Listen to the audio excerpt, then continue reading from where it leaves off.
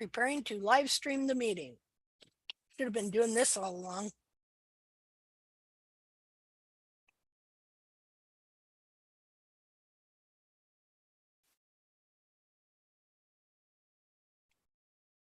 Do I still have share? I'm still on share on that 1 foot, huh?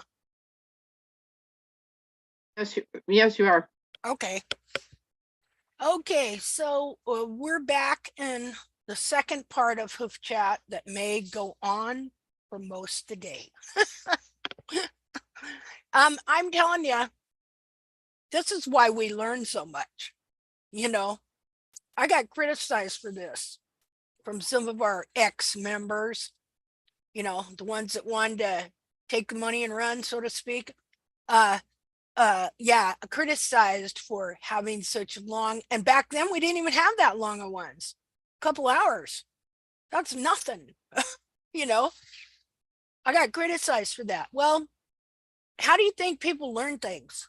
This is, you know, if we were just learning the truth, it'd be one thing, but man, look, just what we learned the last, I mean, it is getting so I can describe things better, maybe easier, but this takes some in-depth thinking. You've got hundreds of years of error, trying to figure out what's going on, the different parts of the foot, the different types of distortions, all that. This all takes explaining.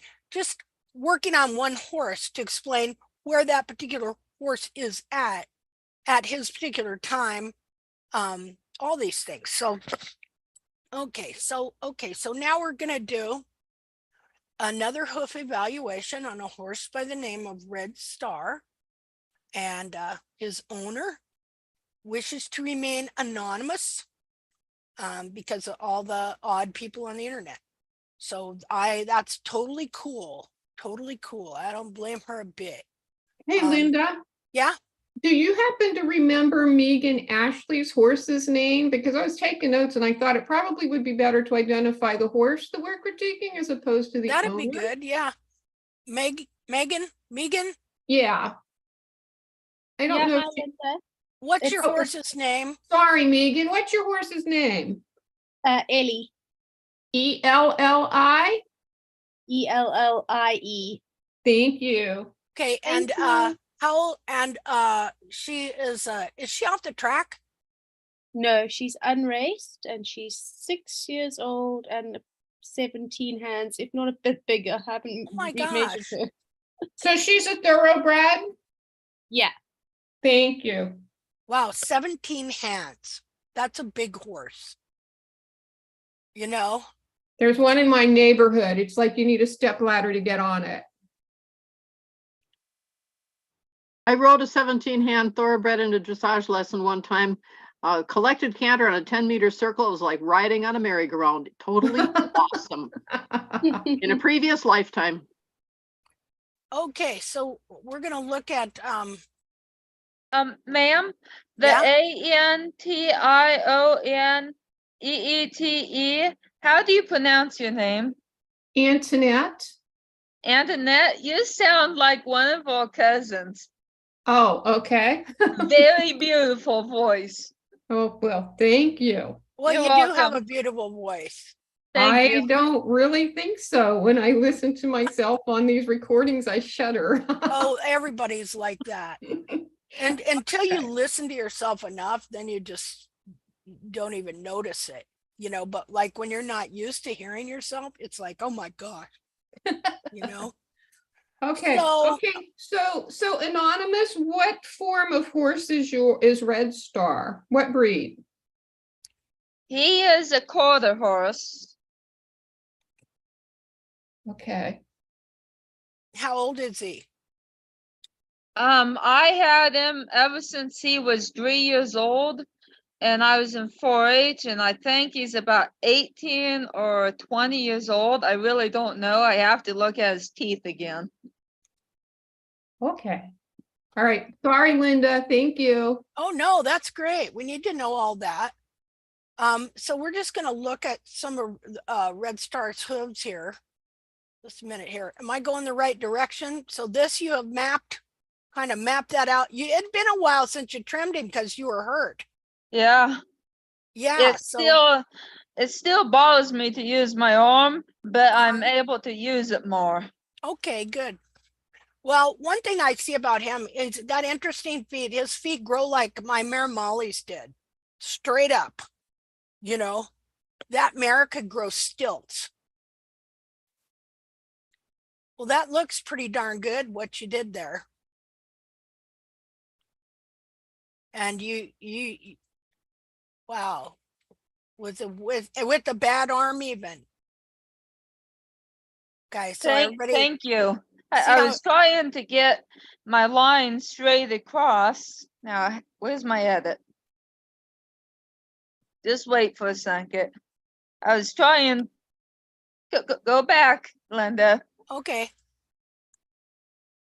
I was trying to get this line straight across. I can do better on edit like this, but from real life, I can't.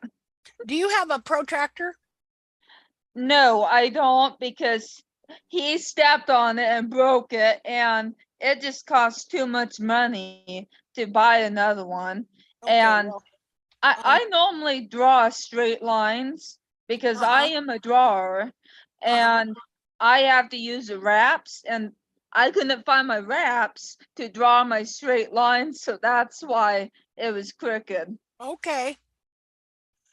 Okay, well, like he like my horse was, he does have an asymmetrical foot, which means that this heel probably is pushed forward, Mm-hmm. you know, because this side bulges out, but that will correct. I'm gonna save this image so I can enlarge it. How did you feel about the trim? How's he walking? How's his soundness? He's limping because his right front hoof is a lot longer than his left front, and that's why he's limping. And then the other part is I didn't like how I did it because the heels are way shorter than I wanted them to become. They Okay. were 1 1/4 inch, and I wanted them at least 1 inch, and I got them less, and then I trimmed the dorsal wall way too small. I wanted it to be 3 1/2 Mm-hmm. inches, but it ended up 3 inches when I beveled the toes out. Okay, so you're talking about this foot here, right? Yes, Okay, and you're saying that you did the heels at an inch, yes, but and but you're not measuring from the hairline, are you? yes, I You am. I'm measuring from the hairline to the end of the bulb, and then okay, after that, the bulb to the end of the heels, and then I measure hairline to heels. okay, because you know that you're supposed to have almost 2 inches, right? Yes. Well, How do you? 1 inch bulb and 1 inch heels. Oh, okay, I see what you're saying. Yeah. Okay, Can you go back to the other picture really quick? yep. Here, Okay, his false apex was about right here when I first worked on him. And then when I trimmed, here, I changed the picture so we can make okay, it larger. And let me turn so it over. yeah, so There we go. How's that? good. It's Okay. good either way. Okay.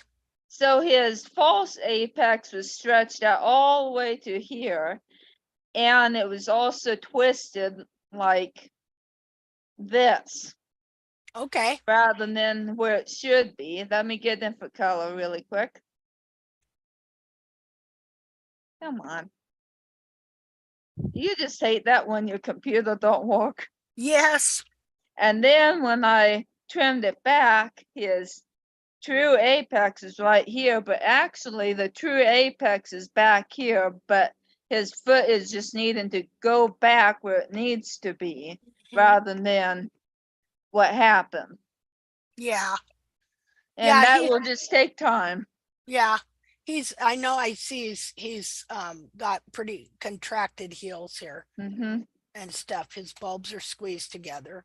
And of If course, you if you look off of the timeline I have made Mhm. a long time ago, you can see that he's unbinding quite Okay. a bunch. Okay, let me go find one of those pictures a second. While you look at that picture, we're gonna go back in time. Okay. Hmm.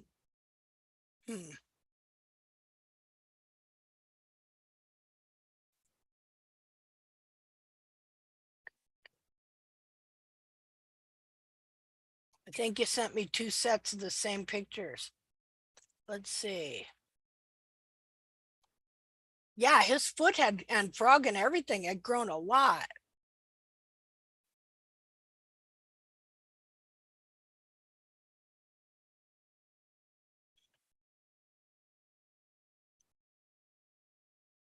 I'm going back. I'm looking.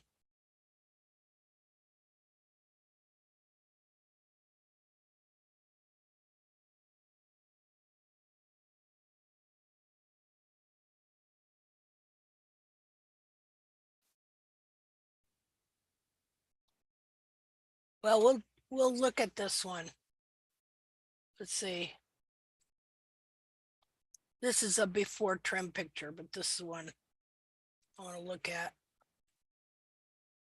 Or well, no, I guess you had trimmed him hair. Okay. So you were getting a good start on him here. Well, this was in June. I'm surprised I don't have any pictures before that. I'm looking here, but I don't see any. Let's see. You do. It just has been very, very, very long time ago. It was in January, and it was in the 1st of August of last year. Uh-huh. Yeah, for some reason, there's your tools. I will give you the timeline pretty soon. I'm just getting it re-edited out. Okay. Now, Anonymous has a, look at this handy doodah here. See, that's a Merlin hoof trimming tool, right? I don't know what it is, but it's actually called the Hoof Boss. Yeah. And so it has this battery and this little thing here. I think they use DeWalt batteries. Yes. Hey, Antoinette, Huh? could you please send us picture from that or give us the brand or something like that? This is interesting. Which kind of tool that is? Yeah, it's a Merlin. Well, no, they're called Hoof Boss. Hoof Boss. Yeah, I'll send that to you. Let me see. Let me look it up. I Jackie- got mine from Valley Vet. Oh, okay. Hoof Boss. Let's see. Let me do a different share. Just yeah, just put in Hoof Boss and this is what you get. And they have different sets like for goats or for horses where you get even more discs than this. Let's see here.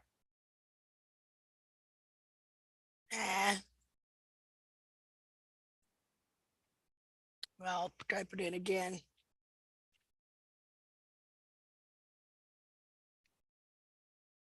Hoof Boss for the horse, complete Hoof Boss. That's like goat. So this set here is $289.99. This one is $349. And that's not even the horse one yet.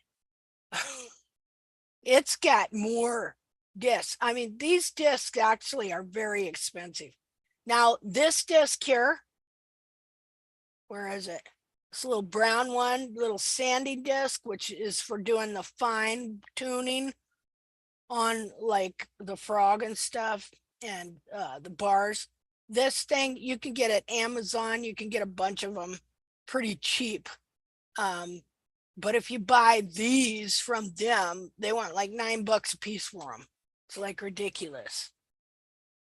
So you can see here all, if you get the horse one, it comes with all of these.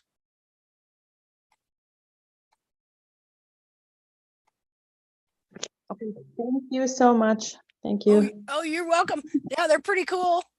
Yeah, that's totally cool because I use my Dremel and the battery is low or the disk's not working or something like that. Yeah, that's Yeah, the something like this.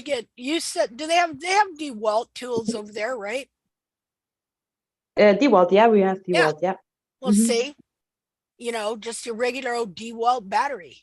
It's nice. You can have 2 or 3, you Okay. know. Yeah. Thank Ought you to so much. get one of those. Man, that'd probably really help me out. I might just do that. Because I Will got the DeWalt battery actually work on a hook box, or does it have to be their No. own specific battery? I'm pretty sure it's just a DeWalt battery. And what I think they're doing is they're just taking a DeWalt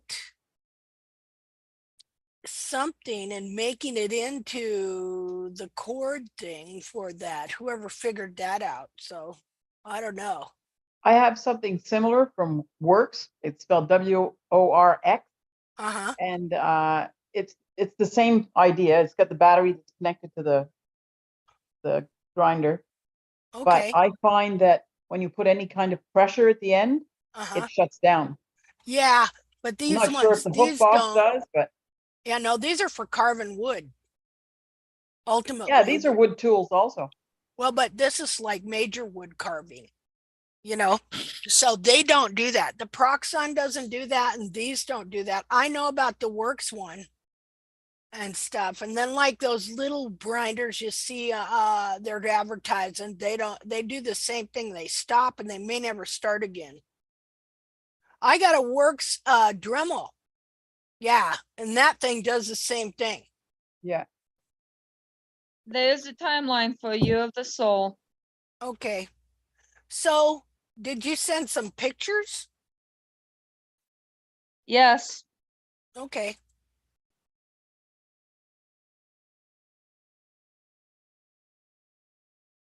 I wonder if he's got some arthritis or side bone.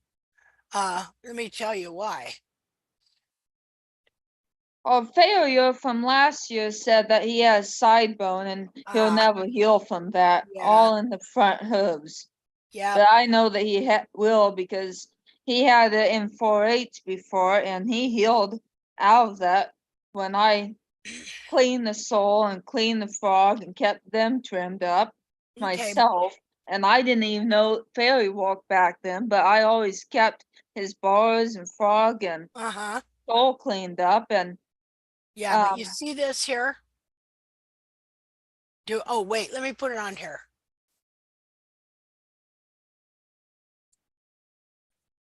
You see this here? Do you know what side bone is? I mean, because see, yes, I do. It grows and it gets worse over time. Okay. So that anything you do in the sole, you can give him better feet, make him more comfortable, things like that. But nothing is going to change this here. Is that side bone or ring bone? Well, is it ring bone? Ring bone. It looks like ring bone to me. Ring bone. You're right. You're His right. cartilage is very soft right there, but on the inside, one spot is very hard. Yeah, then that'd be it. It's turned to bone. What causes that? I don't know. Maybe just different pressures on the feet and ankles. That I would say the heels being trimmed out of the horse from other failures, and then the other part, Red Star is always stepping on his front legs, and he's always bumping his inside of his hooves. Yeah. Always. Ring bone a lot of the time is caused by some sort of arthritis, whether it's from concussion or whether it's from a chip or a malfunction joint. If it's caught soon enough, you can inject the joints and it'll keep it at bay. But once they get low, ring bone is to be frank, the kiss of death, high ring bone can be managed. And then at the real later stages in life, which is why you don't jump horses that have ring bone, is that you can nerve the foot because it is quite a painful condition. Okay. What's Yeah, the he difference he between the does high have and the low? arthritis mostly in his hocks, and I give him a massage, and he enjoys that, and it heals him up, and he's okay for a whole week, and then I have to massage him again. Oh. And he's what, 18? 18 or 20. Mom, how old is he? Mom said up there somewhere. Up there somewhere. Okay. Okay, so that's the foot you trimmed. He's a senior, Mom said. Let me, oh, just a minute. Let me get the new share. Well, it looks like you did a pretty good job to me. I mean, every little thing looks real even and balanced. Thank you. The pillow on the outside, it is a little longer than it should be, but I'm just kind of afraid of trimming it down Making it- anymore because I trimmed the dorsal wall way too low. Okay, yeah, I understand exactly what you're saying there and stuff. And that's something here. This is really important too. Just a minute. Let me save that image and make that bigger. When you're reading these feet, because everything's got an alternate interpretation or actual what is the actual thing that is going on with it. There's like, it can look like one thing when really it's another. And this happens all the time with these feet. So this is something you need to think of when you're doing hoof evaluations. Okay, like I might immediately look at this foot. Do I have, let's see. There you go. I might immediately look at this foot and say, oh, well, the pillars are high. Can anybody tell me why I might think the pillars were high here? The growth ring. Right, exactly. Okay, but The growth ring, and then how he's standing. yeah, and stuff. But Anonymous just told us that she trimmed the toe short, right? So if she trimmed the toe short, watch this. You see how you can make a mistake? So she trimmed the toe short. So in reality, if the toe was longer, it'd be like this.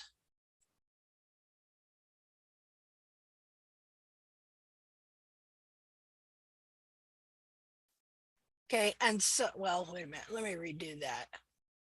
Let me pick another color and a different.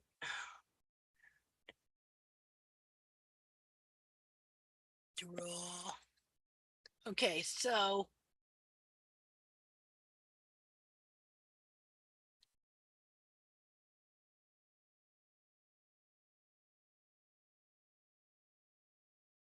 okay, so that would be considered a growth ring right there. Okay, now you see how then this area would be longer from here to here, and your pillar would be from here to here. See that? You see what I'm saying?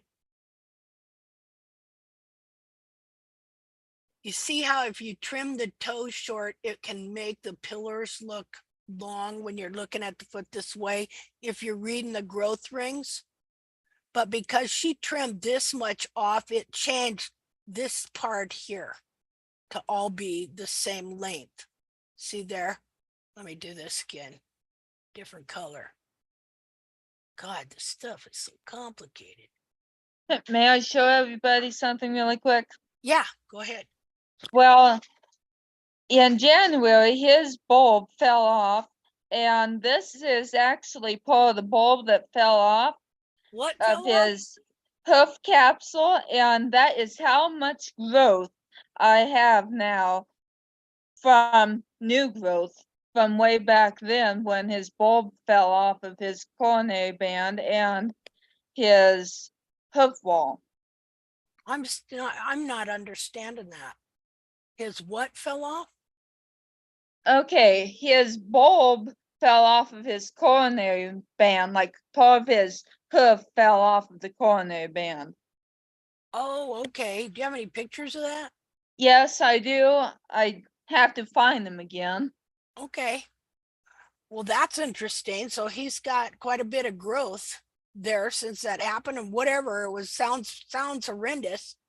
It healed up, you know. Now you can tell in looking now, so at the front of this foot that his heels are contracted, you know. But okay, so back to what I was talking about here too. Just a minute here. What's Hold wrong, on. Mom?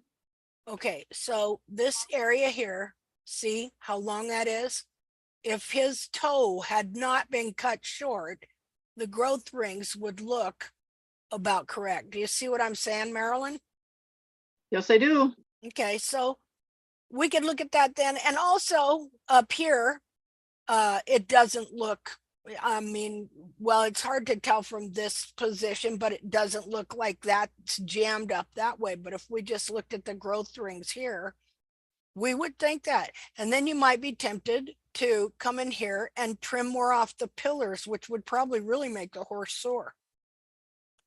So that can happen. You got to remember that stuff like that can happen. So you would read it wrong. So there's others areas and things you have to look at too. Okay, I'm gonna undo this just a minute. Let's see.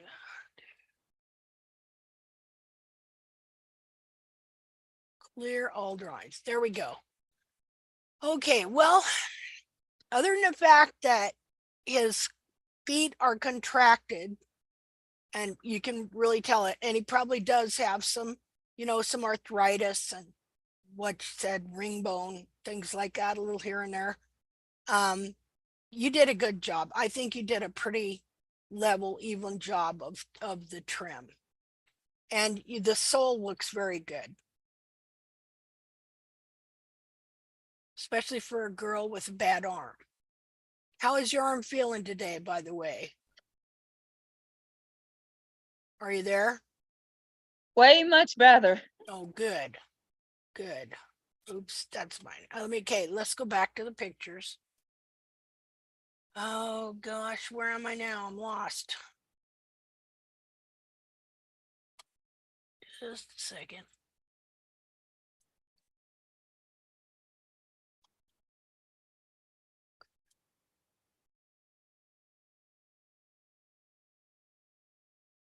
Oh, okay. You sent a whole series here. Wow. Just a minute, new share. Wow. Okay, so clear over here. This is on 8/29/22, and he had no heels. Really, there, did he?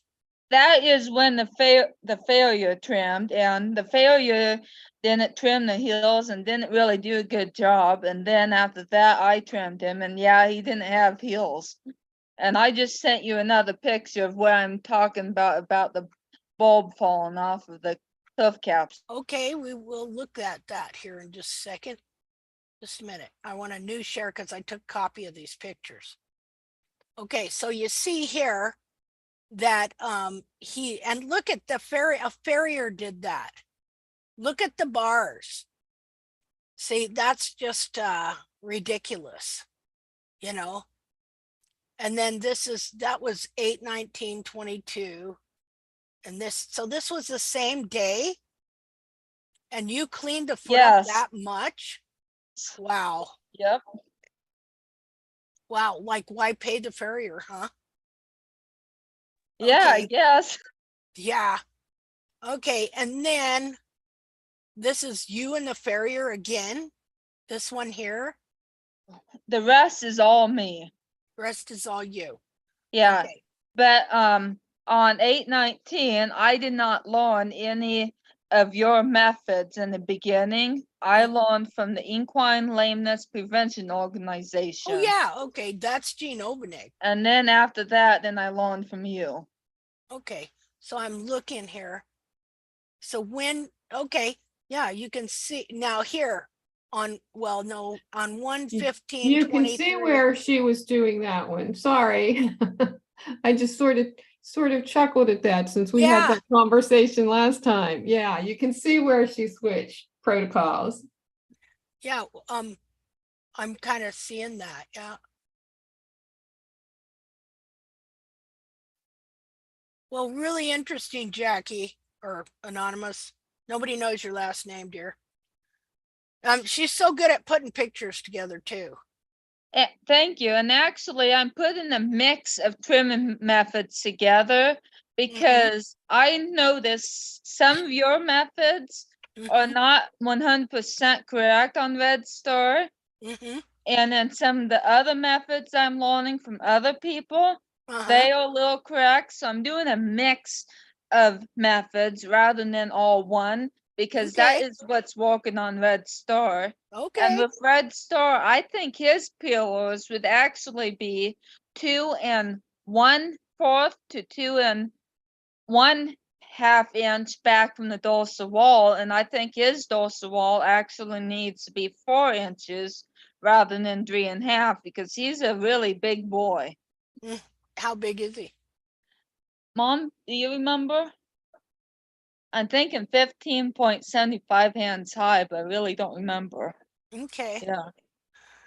So I'm just looking here. So this is on one. When did you start following some of the stuff that I do? I started it after August. After August last year. Yeah, and I don't have any pictures when I did it in September, November, December, October. I don't have any of those pictures, just only August and this year's. Okay, so this is the last August right here, right? First and last August. Okay. Last August. Yeah, that's right. It would be 8. And then in January, right here. Okay, you were doing ELPO here, right? I was doing mostly your method by that time in January. Okay, so on any of these feet were you doing ELPO? What is that? You just told me Equine Lameness Prevention Organization. Yeah, yes, part of it, yes. Most of it, you.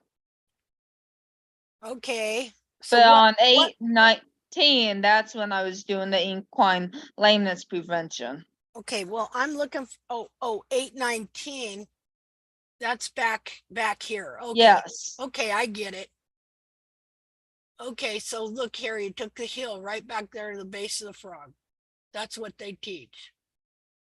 Well, I didn't take them all the way back to the base of the frog because that just didn't seem correct to me. So I just trimmed it level. Okay, I guess I was looking at that right there. Yeah, I took a lot of bulb off right there. So that's why it looks like. Okay, so then you're endeavoring to follow tact in here, right? Up to here now. Yes. Okay. Okay. And so you just sent me a picture of I want to go back here and look at something. You see how when you see, this is one reason why they want to trim the heels way down, because it does seem to make the foot wider. But ultimately then, because what we learned in the last session, ultimately, what does it do? It curls the heels under and into the foot to raise the foot up. And it can then also contract the heels. So here, your bulbs look kind of wide, but then you see them starting to get kind of narrower. And here it kind of started to widen out again. There it looks. And And look in wider. January, I was trimming him probably once a week. And then eventually I started trimming him once a month, but actually I waited until June to trim him again. Okay, yeah, And see, right here on the after 120/23, you can see a little dot right there. That's where he had an abscess. okay. Okay, well.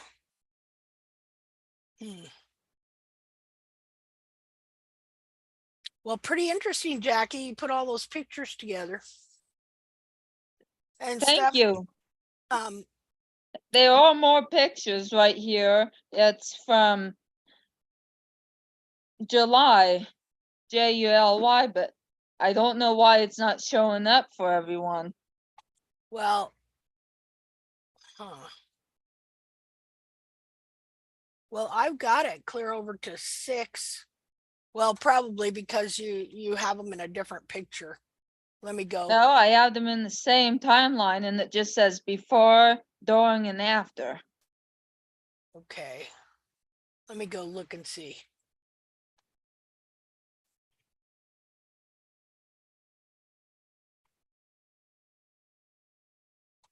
Just a minute.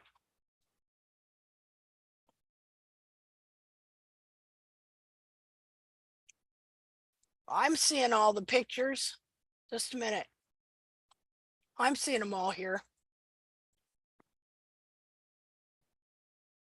You know, is everybody else seeing them clear to June?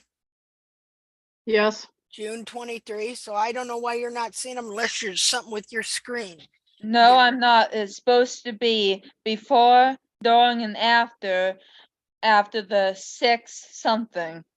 Well, I don't know. I'm showing the picture you sent me. I'll resend it. Maybe it will come out clearer. Okay, I'm gonna look at your other picture here. Okay, all I can tell you is just keep kind of mapping the foot and going the way you're going. You know, you can't do anything about the ring bone. Yep. You But know, Look at that bulb. right about and there your where the bulbs red are mark is contracted. where the hoof capsule was falling off of the bulb. And Okay, then also where the bulb was attached, it didn't attach, but I do not have a picture of that. okay. And Well, then that is, eventually this yeah. side, the whole side of the bulbs fell off of the coronary band. And it finally reattached. Okay, well, what happened there is when the foot gets long and when they're not fitting the foot, because this capsule does not fit the foot. The capsule is too small. The bulbs are bound. Let me turn this around and show it in a different deal, because you've still got very contracted heels. And if you look at the bulbs, one's high, one's low. Now, this is interesting because of what earlier, Megan, was it your horse that lost the heel? Yeah. Okay, here we go. Da, da, da, da. Hold on. Let me new share here. Okay, I'm catching on. It's taken me a bit, anonymous, but I'm catching on. Okay, let me make that bigger. Okay, so remember how you said on the heel that was that got broken off, how that heel grew in better? Yeah. Okay, well, Yes. look what happened here. Her bulb became disattached from this heel, and look at the difference in the bulb up here, how it's wider, it's higher. Look at this bulb. Everybody see that? Wow. Okay, so see, as these capsules get smaller and they pull that foot into that small bent state, okay, where, you know, I've been talking about how it bends the foot, okay, then it just holds it there. until we either can gradually grow them out, or something like this happens, where her heel became disattached and then healed itself. And look how the bulb was released. And it's really obvious. You know, if I was to take this and open it up with snag it, watch this, and straighten it out, you're gonna see it even more. It takes a minute to open snag it. Man, it's getting hot. Or I'm having a hot flash, one or two, maybe a little bit of both. I think I'm past hot flashes though. Okay, this is gonna. Okay, so new share. Right here. Okay, so I'm gonna copy and paste, because for some, I don't know why they didn't make it so you can just rotate the picture you put in there. But they didn't. Okay, so I can rotate this now to where this is straight up and down. Now, just a minute here. Let me make it a little bigger. A little smaller. Okay, can everybody see that? Yes. I mean, look at this bulb. Holy Hannah. Look at how that worked out. Isn't it funny how stuff here works out to where we get this evidence of stuff? And so, Megan, when you put your thing together on your horse's heel, and we can see that, let's use, Jackie, can we use this picture too? Yes. Oh, excuse me, anonymous.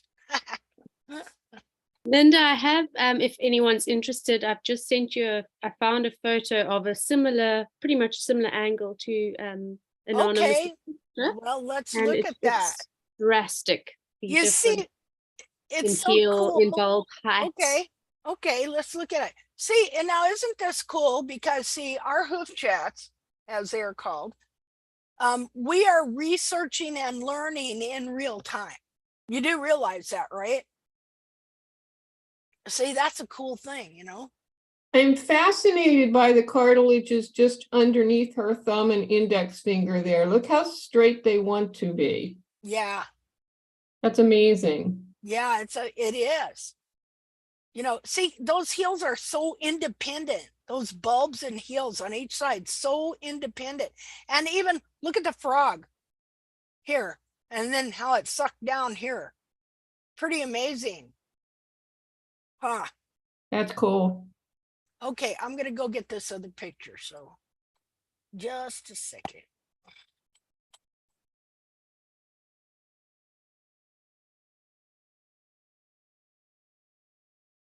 Oh, wow. Yeah, here, let me copy these two.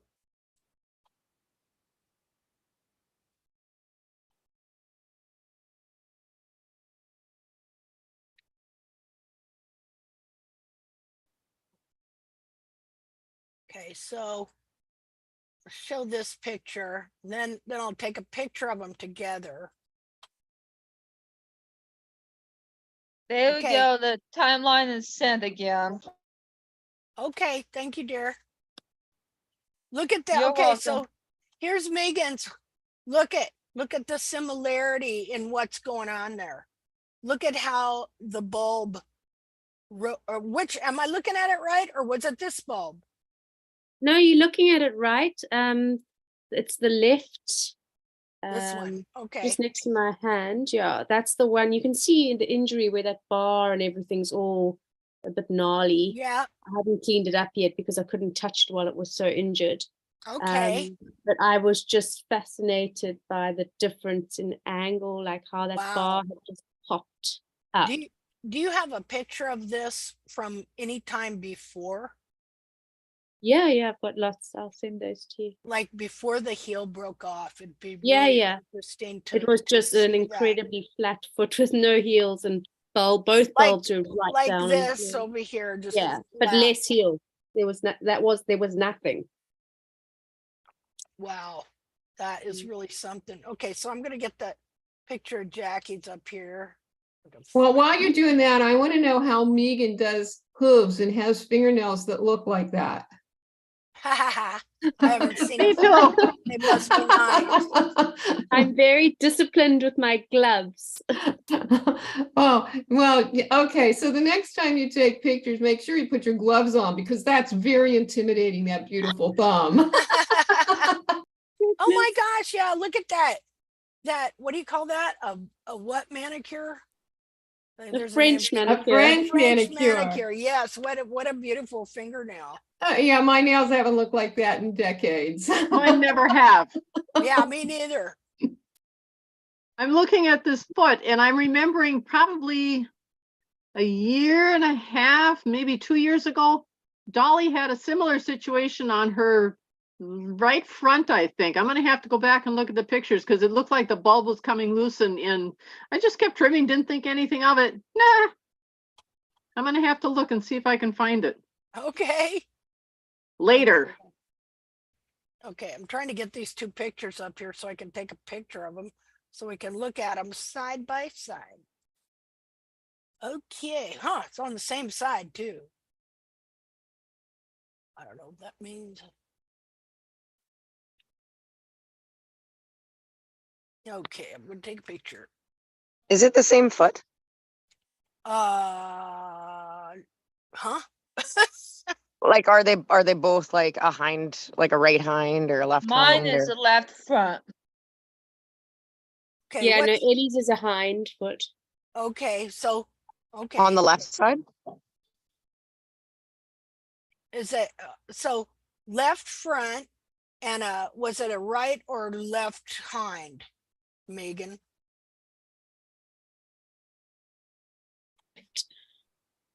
Megan? Hello? Are you still there? Hi, looks- sorry, I was muted. It's her left hind. Left hind and a left front on two different horses. Well, that's just interesting. Okay, let me get this up here. New share. Okay, so now I got them both together just so you can see. I need to take a picture where I have this more straightened out though. So it's I love to straighten feet out. Anyway, that's pretty interesting, don't you think, folks? What do you think about that, Anonymous? Great. I think Red Stars looks a little better than Megan's. Sorry, Megan. But I don't want to hurt anybody's feelings, but it does look a little better because he has more bulb than yours does. Well, it's just two different types of distortion, Yeah. you know, and you see how curled in your heel is here? So even though that released the bulb, okay, this heel is still really bad and really curled in and still Yes. really bound, you know, so it's just two different types of distortion. I wouldn't really call one necessarily better than the other. Yeah, I know. Let's see here. If you look in the timeline again, I have the 7/16/23. I don't have a date on them, but I have it in timeline and you can see the last three pictures in there. Okay, well, we'll go And- over there. I'm and you going can see how much better his hoof was from June. okay. Let's see. I got to name this picture and I'm having a hard time. I'll just call it bulbs. Bulbs 6. There we go. Okay. Bursting bulbs. Bursting bulbs. Do you remember that one post I did where I took and I put a bra on bulbs? Yes, I do. Okay, I that did was not. when we was that when we already knew bulbs shouldn't be that big or when we thought they should be that big? I can't remember. I don't remember. I need that. I needed that bra last year. Photo. Because those bulbs blasted out. You know, when they burst out. Okay, so sooner or later we're going to figure out how to do this. How to do this. And like, see, when I look at this heel, oh, well, I'm just a minute. Let me go find what she just sent.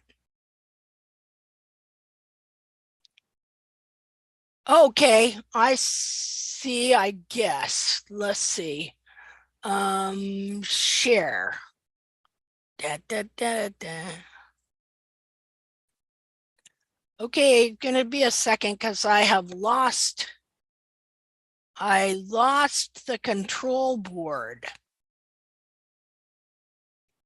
And with the June pictures, the reason why I trimmed his left front like that is because I was afraid of those abaces and the heel fell off of his hoof. I Mhm. was just afraid of that so far. This time I felt like he was time to get it trimmed correctly. So that's why I didn't do the sole ridge correctly on June, but I did it this time Okay. correctly. So that's why. I see what you're saying. I'm looking. So you just felt like you could take his toe down more? Yes. Yeah. Okay. Okay. Well, I got the same picture up, I think, that I had before. Can you Yeah, see it it's the now? same. It's the same Yes, one. I do, and it's the last three pictures. You Yeah. can see where I drew the sole ridge, the before and the after. Mhm.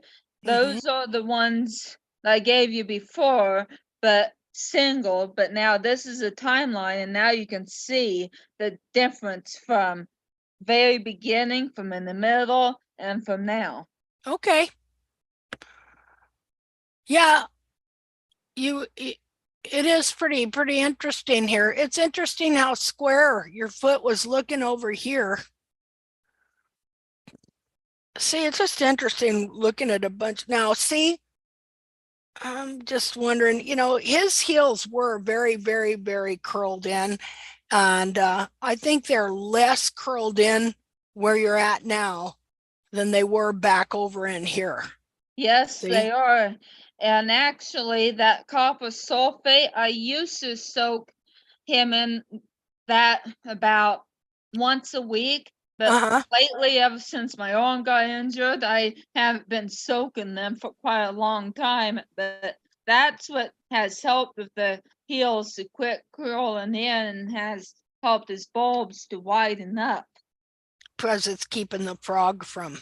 Yeah, and with Red Star, he loves to drink copper sulfate, and copper sulfate is very toxic to a horse. So I have to put Epsom salts mix in with the copper sulfate, so then he will not drink it.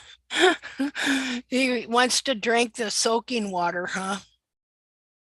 That's interesting. Yeah. That's really interesting. So Okay, well, what do huh? you think about the correlation between the square toes and the rounded heels? And when I look at that progression, I see that the when she quits squaring the toe, the heels open more. That's probably true. And really what's happening here, if you still got some leftover ideas going from ELPO, because they'll back up the toe like that. And that could be, when you back up the toe, like when we were looking at her foot, except here, she's knowing how to take the pillars down. Well, that's what I was going to say. When she Yeah. squares off the toe, the pillars are too high, which contracts the heel. Well, that could have something to do with it, but her heels were already contracting over here, and this foot isn't square, but if you're taking the heels back too far, that'll contract them too, because then you're lowering the foot and it's wanting to suck in on the sides. Like here it looks wide, here it looks like it contracted and stuff. Well, he took the heels down here. Yeah. So by the time here, that horse had pulled those heels in right there. And so you're seeing them kind of like here they look wide, there they look contracted again. There they look wide and they start getting contracted. There they wind up a little. They look wider there. It looks like it's getting better. to me.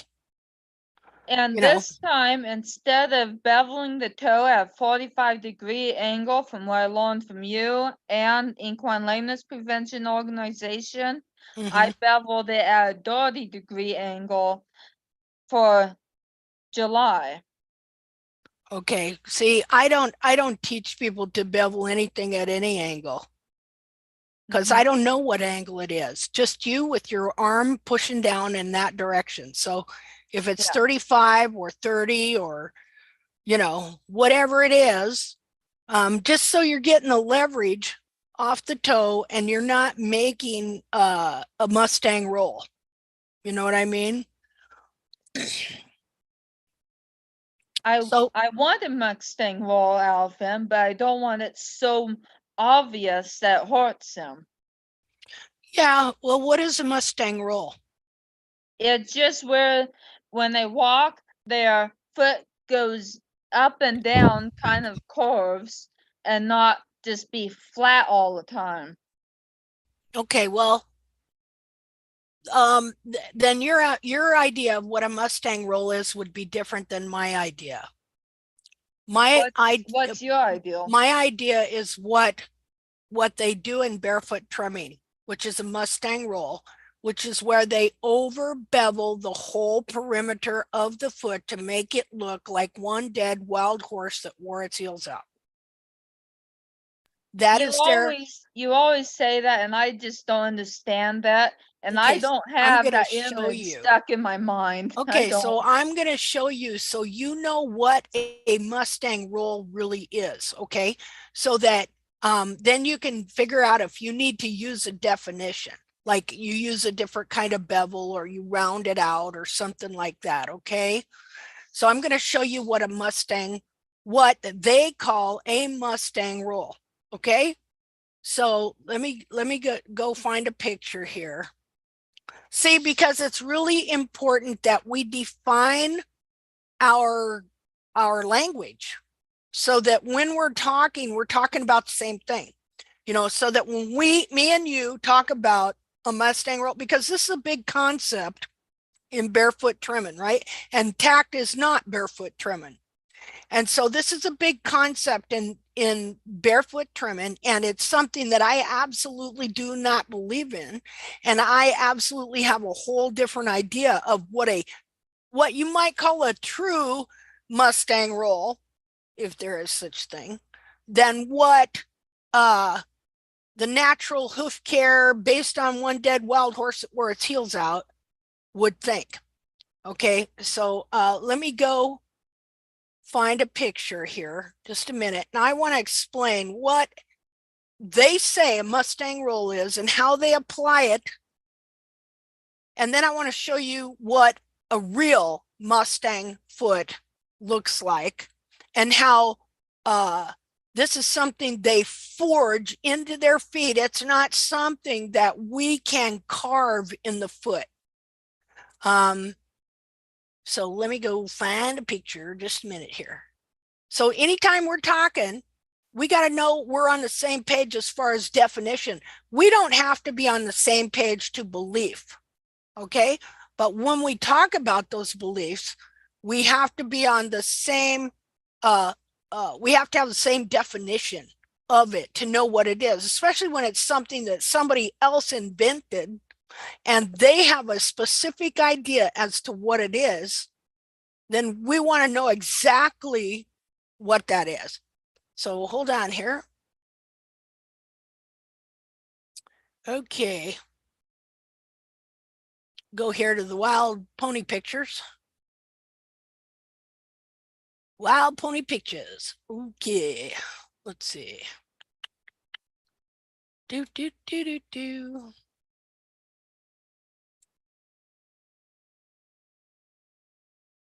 Okay, we'll start here. Just a second here. Okay, new share. Okay, so this is the poster hoof for the barefoot movement. Okay, you see how the way this toe looks here? Okay, now what they'll do is they'll come up here and forcefully rasp this into a foot, and they call that a Mustang roll. And I don't see a Mustang roll in that horse's hoof. I see the roll in it. Okay. Linda, do you have any pictures of a trimmed Mustang roll to know what it looks like when a trimmer would trim it? Oh my gosh, I see them all the time, but I haven't collected any. You know, but they'll do a very strong bevel. See, that would be a very strong bevel. And a very strong bevel indeed. Okay. When I was taught the Mustang roll, it is basically a 45-degree angle from the white line to the toe, and then you go back up to the top of the foot and then just roll that around to smooth it out. Yeah, but see what they want you to do. They want it to look exactly like this. Do you understand what I'm saying? And I don't know that in my study of or discussions with any quote unquote barefoot trimmers that was actually the role they were going for. It was always more of a bevel. That is what Jamie Jackson and that's Pete Ramey and those, but when they're teaching a Mustang roll, they don't tell you to make it look like that. okay, well let me show you something else here. Just a second here. And I'm Okay, sorry, so I don't have any pictures on my no, that's computer. okay. Pete Ramey told David Landerville to look at that foot of Jamie Jackson's and burn it into your brain. And that is what every horse's foot ultimately should look like. Now I'm going to read you something else here. Just a second here. Okay, because I've read this before. Just a second. New share. Okay, so you see this here. This is a foot. This is a rear foot on a horse that wore its heels out. And of course, this horse got a lot of movement. So her toe was rounded off. Okay. So even though at the time they're teaching you, well, do this 45-degree bevel and do this. Okay. This is where they're headed, to this foot here. Exactly. Okay.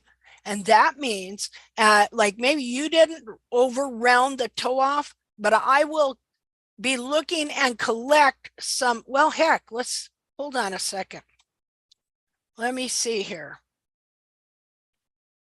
You cannot, all I'm saying is you cannot make a Mustang foot by putting a big fat bevel on it. You know, I quit doing that. No, and I don't know any farrier that would take that much time with the hoof to actually roll it that much. Yeah, well, but see, trimmers do. And if you're taught that and that image is put in your head, I'll show you some. Well, yeah, I do have some pictures of people that do that. Just a minute, I just remembered that. Where's I going? Oh, I wanted to look up something.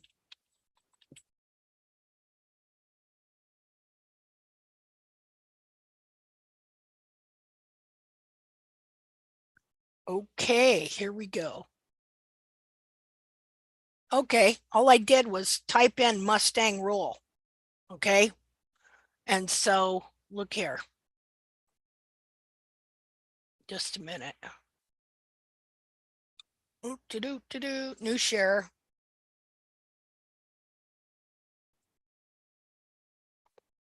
Okay, so see right here, like right here's one. See it? The strong bevel put on that. Not only that, but they've also rasped some of the wall off there. There we go. That's on roll it with easy care hoof boot nudes. But see how deep a bevel that really is?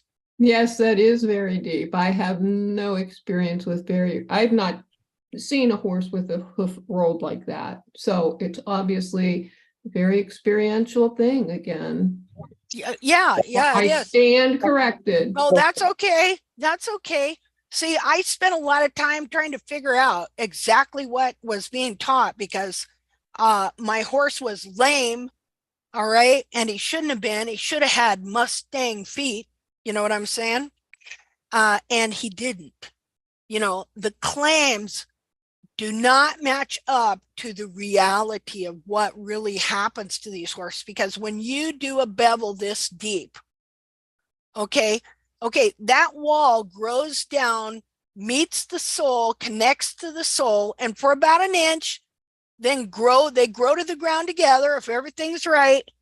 And then that wall, because the sole is softer, that wall is a supporting wall, like a retaining wall for the sole.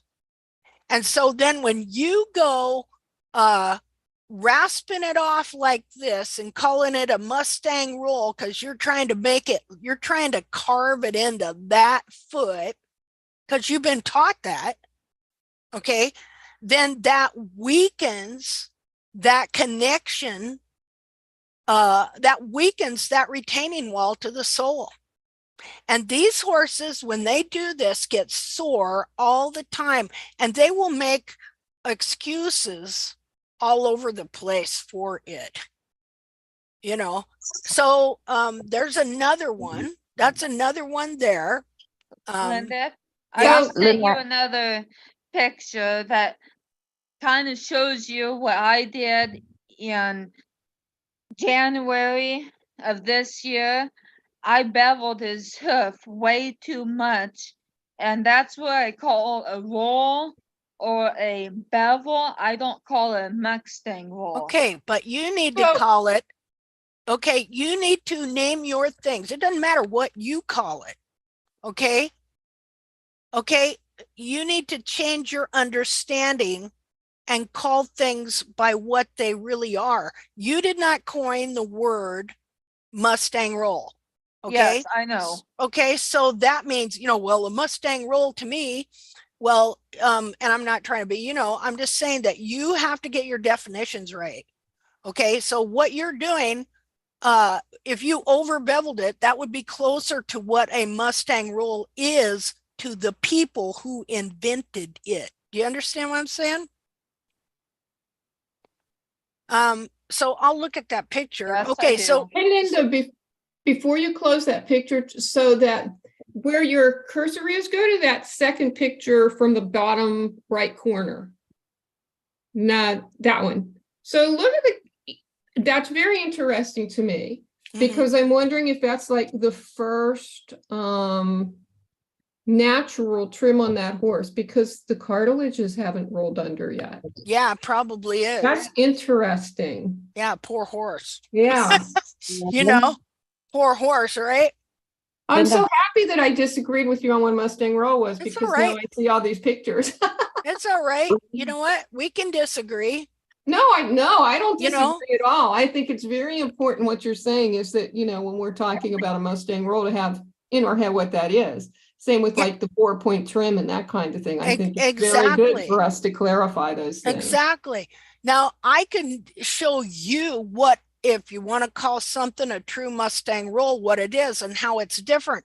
Because look at here. So they've taken this foot to turn it, to make it look like this foot. Okay. It would have been better if they left it alone. Yeah. So, Linda, I have Yeah. exactly Amazing. the What'd you last trim. say? I have exactly that situation on Dodo. I send you a picture if you want to see it. She told me she has to do the Mustang roll, so that was the last ferry on February 22. Okay, that's great. See, now Oh, look, I see see. what I've drawn on this picture? These lines? Yeah. That's how much toe they took off on this horse to make their Mustang roll. You understand? Exactly. Okay, now this horse probably had great feet before these people got a hold of it. That's amazing. And you know how I can tell? Because even though they did their Mustang roll, his hoof wall is still black almost all the way in. So he had very little of the white. That means he had a good look at the cartilage here. Okay, so we know something was right with this horse. But Okay. doesn't the lot of periople all down the wall, hoof wall, tell you something too, though? Well, it's not, I don't know about that. This sort of tells me it just wasn't rasped off for a long time. Yeah, that could be. Because You it doesn't grow that way unless it wears off. It's there. Yeah. And so it looks like it might be a dry climate, whatever, but we know from these cartilages, okay, that this horse had a good foot. He had a lot going All for right. him. And when their wall is black almost all the way through, that is a very strong, thick, good hoof wall. And so for them to rasp off this much, see, to now try to force it into looking like that, you know, probably a front foot too. Well, no, probably a back foot. I don't know what it is. But they set this horse on a bad course. So You know. Linda, then if they took that much toe off, when you bring a toe back, how do you bring a toe back without doing that to the foot? Well, can we talk about that in a minute? Because we're right on a Okay, Mustang roll now. Another thing I want you to notice, they lowered the heel here too, and the hairline. See, so anyway, so I'm gonna go look at that picture of Dodo. Just a second here. Let me get rid of annotate. Okay, I lost everybody. Forget where I'm going sometimes. Okay. Oh my gosh, yeah, I remember seeing this now. It's ridiculous. Okay. And see, in other circles, like farrier circles here, they call it dubbing the toe. And really that's, in fact, that's what farriers call the barefooters so-called Mustang roll. When they do the big Mustang roll, they say, oh yeah, they dub the toe.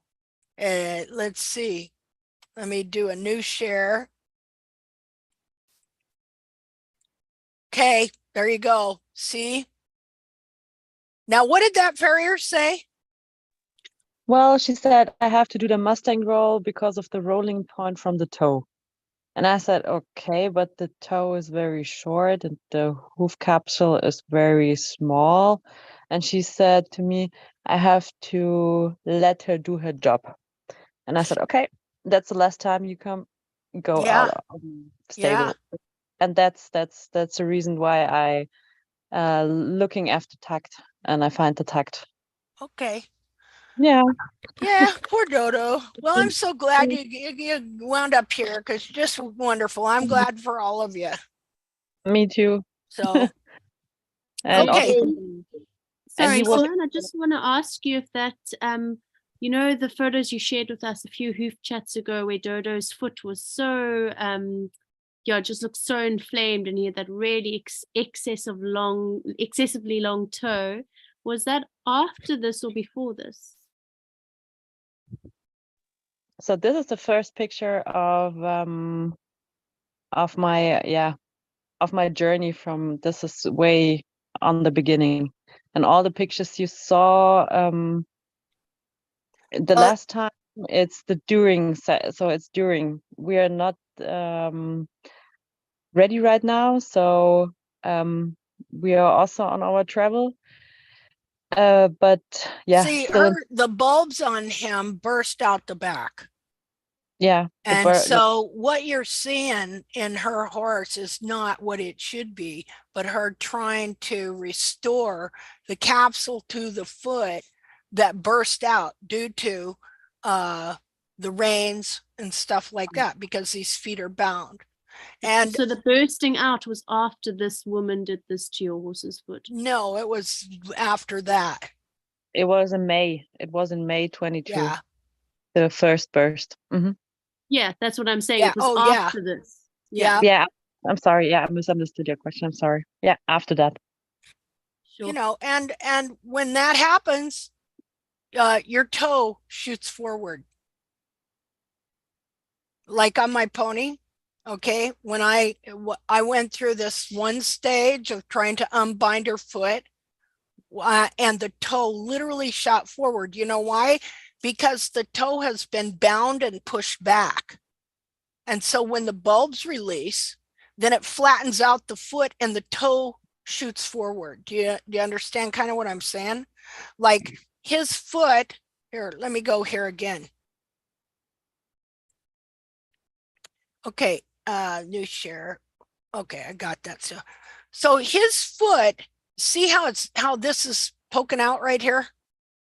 Okay, so all this foot is pushed up into here, which is rotating his coffin bone down that way. That's why you also have this crack in the wall. Okay, so this foot is bent in here.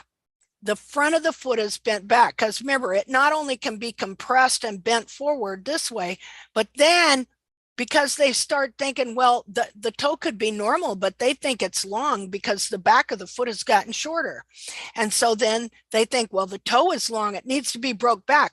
On that hoof group that has posts running through my timeline, okay, multiple people coming in there with the heels trimmed out, and all these people telling, well, the toe's too long, you got to take the toe back, when it's not. Okay, so but in this case, because of the way the horse had been being trimmed, would take it. How long did that girl trim this horse? Around half a year, 6 months or 7 months. But before it was also worst. So I have Before it was what? it was also not good. He was also bound, but nobody realized that. Yeah. Yeah. And so this gal's trimming this horse for 6 months, doing these major things like that. She's binding the foot at both ends. He's getting it from both ends, to put it bluntly, you know. And Yeah, and she trimmed yeah. she trimmed all 3 weeks. So she had a lot turns to Oh, trim so him. every 3 weeks, huh? Hmm. See, and so I'll show you. I can show you another trim where they're trying to do the same thing. Do a Mustang roll and force these horses' feet into this. I do have an example here. Just a minute here. Pictures. Let's see. Unfortunately, in South Africa, this Mustang roll trend, whatever it is rife. So many people do it. Yeah. Yeah. Okay. So here we go. Now, this foot wasn't the best before. Okay. But then this gal who was taught to do this come in here and did this to it. And I don't know. Now this trimmer has been turned. Thank God. She's a great gal. Are you sharing a picture, Linda? I'm about to here. Oh, okay. Okay. Here's a good Mustang roll. Just a minute here. New share. See there? See how they tried to make it look like that foot? That is what this gal was taught. Now this is off the foot of a gal that I've become friends with. She learned to trim at Lana's, you know, who the good thing about Lana is one of my best friends now, I met through her. And but you know, because she took the whole 2-inch thing deal and ran with it. And so start her own hoof group thing and stuff. All she does, only right thing she did was 2-inch heel. That's it. But you know what? Even just doing that and not knowing any of this other stuff, you're going to have successes. You're going to have horses that feel better, you know? And so this horse had been being done with Lana's for a while. And then this lady came to tack. And so, you know, the foot was still bound, but the horse is doing much better. Well, then she hired a trimmer. And this is what the trimmer did to it. Do you see that you can't just take and totally drastically change a foot like that? That's the same foot?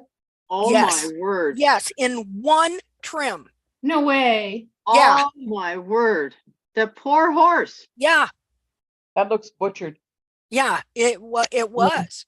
And like I say, this is a really great gal. Okay. But there was a lady that taught her to do this. Oh my Okay. God. And of course, then some people in the group reached out to her, and now, you know, she does more of this method and stuff. But imagine having to try and go back and fix that. Like, you know, uh, That if, would take months. oh my gosh. And so what would I Imagine do? paying somebody to do that to your horse. I know, but Oh it's my happening. God. It's happening all the time. When you don't know, you don't know, and you just Yeah, do. you don't know. People, the best people with the best intentions. I'm at a See? boarding barn. I've seen the work of 4 different farriers. Yeah. Wow. See, this I took here, How a Barefoot Trim Can Kill a Horse. That's the title of this meme. Okay, look at here where the horn tubules are and the length of the heel. Okay, so this is how much you'd have to cut off to make it like that, and to bring the whole foot down. Now, again, what do we learn?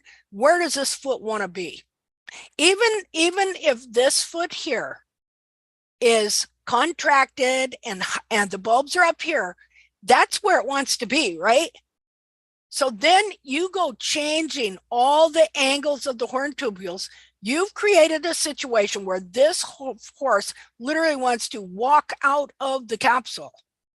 The capsule is pulling one direction and the foot is pulling the opposite direction.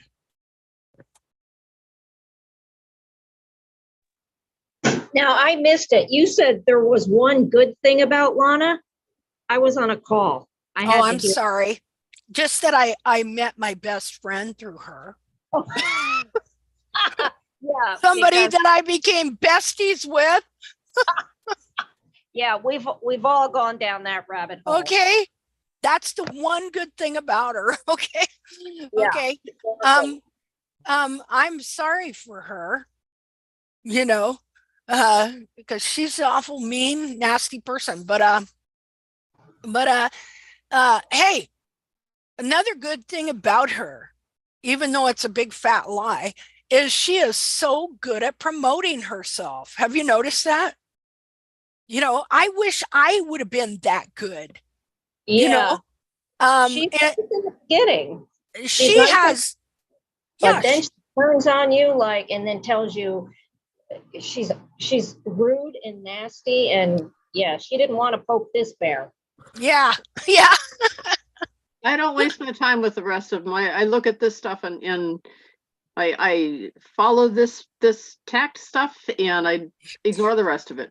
Well, I found tact. Me too. I defected from her group.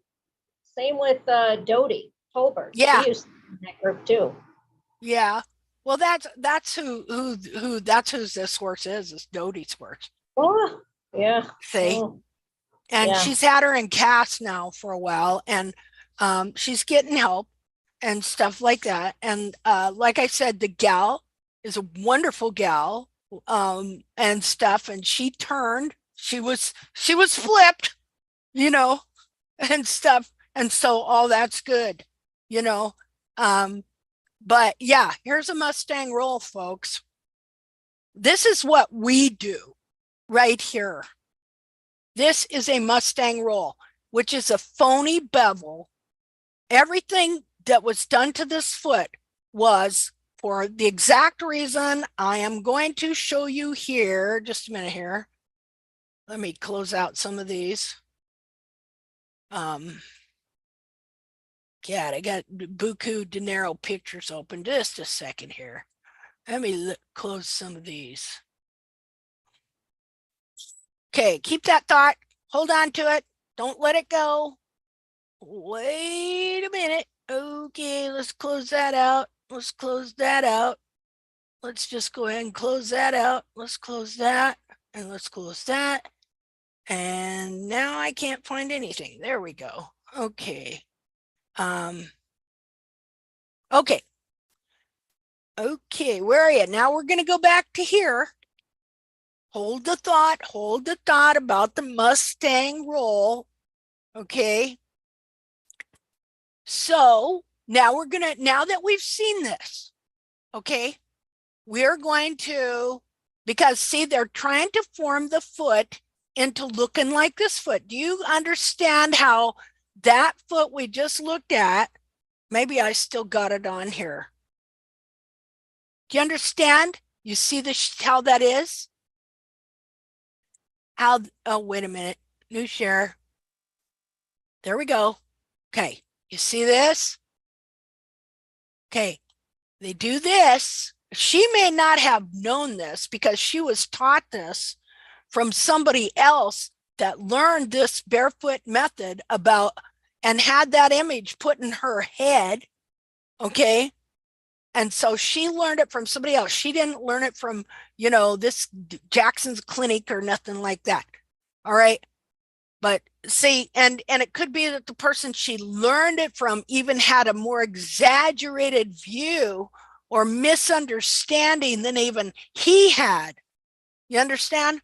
And so this is why understanding definitions and who, what, when, and where is so important, because you're basically, when you are trimming a hoof, you are practicing medicine. Did you know that? That's right. You're technically practicing veterinary care. That is why a few years ago, does anybody know about this? How the vets were voting as to whether they were going to allow the farriers to still remain separate, or if they would have to work specifically under a vet. Does anybody remember that? Yep. You'd have to be registered, right? Yeah. And how bad would that have been? Because then we would not be allowed to trim our own horses, because it would be considered veterinary work. Do you understand? So this is why it's so important to know who, what, where, when, why, how someone defines something, things like that. So, okay, so then we go back to new share to this. See, they're trying to make that foot look like this. And why is that? Because this is what is believed. Even though natural hoof care practitioner, who do you call a practitioner? A doctor, right? How did they get to be called practitioners? Agree. Oh, because it's marketing. It's to make you think they really know their stuff. Just like equine podiatry. Even though natural hoof care practitioners agree that, somebody say something? Are you unmuted? Or are you cursing me? No. Even though natural hoof care practitioners agree that each hoof is distinctly different, I'm going to tell you what, that don't make jack. So what? They agree. Oh, well, each hoof is different. They agree on one model, which they perceive as being naturally perfect. See, it doesn't matter if you think every hoof is different. If you are already agreeing on one specific model that you think is the right one. This is our model. This is the hoof which each horse was born to wear, and which is the goal we gradually work towards. Now, you might say that in the case of the horse we were looking at, okay, and on the one that we saw on the easy boot deal, that was more than gradual, right? I've seen them take good-footed horses and just decimate them, okay, to make it look like that. Make it look like that, because they have no understanding of anatomy or hoof structure, and neither do these people here. So it says, the more I work towards this goal, the more healthy and effective they become. Let me tell you why it seems to be like that for some horses. Okay, first of all, some horses' feet are so bad that you can start to trim them if you're doing it gradually, and they will gradually get to almost having a good foot. But then you keep trimming them the way you're trimming them because you're going here. This is where you're going. And so eventually, because see, maybe before they had way too much heel and way too much toe and da-da-da-da, So you're taking that off and man, the foot gets almost right. But then you keep going, keep taking that heel down, keep taking that toe back. And then they start going the other direction. See, that's what happened to all of us. We went the other direction. So these horses, they can even get better for a time. And another thing that happens is they can get to a place where their foot stabilizes and binds, and due to the way their frog is or whatever, they will stay there in that particular position. They're not lame. They can even be sound on trails and everything else. But ultimately, their foot is still not right, and they are paying for it somewhere. You know, they're going to pay. Ultimately, because it's not anatomically correct, because the whole back of the foot's pulled down, they're going to pay. Okay, so that's the second category. A third category is the horse whose foot totally deceives these people. They think it looks like this and is like this, but in reality, it really isn't. And that's a horse that where the frog and periopal have grown over the heels, and the horse looks like he has low heels, but he's really got a nice frog and support to his foot. But they don't know this because they don't know how to look at heels, and they don't know how to measure heels and stuff like that. Okay, and I know there's a fourth kind, but I can't remember where I was going with that. So whatever. But you see, these horses can seem sound, but if their foot is being forced into this standard, they're going to pay along the line somewhere. But these people never relate it to the trim. Oh, it's what they ate. Oh, it's genetics. Oh, it's this, blah, blah, blah. You know, because they just can't admit that this guy could be wrong, that all their idols could be incorrect. Okay, so, and they're not going to admit it. They got too much at stake and they don't know it anyway. And everybody believes falsehood. They believe a lie as the truth.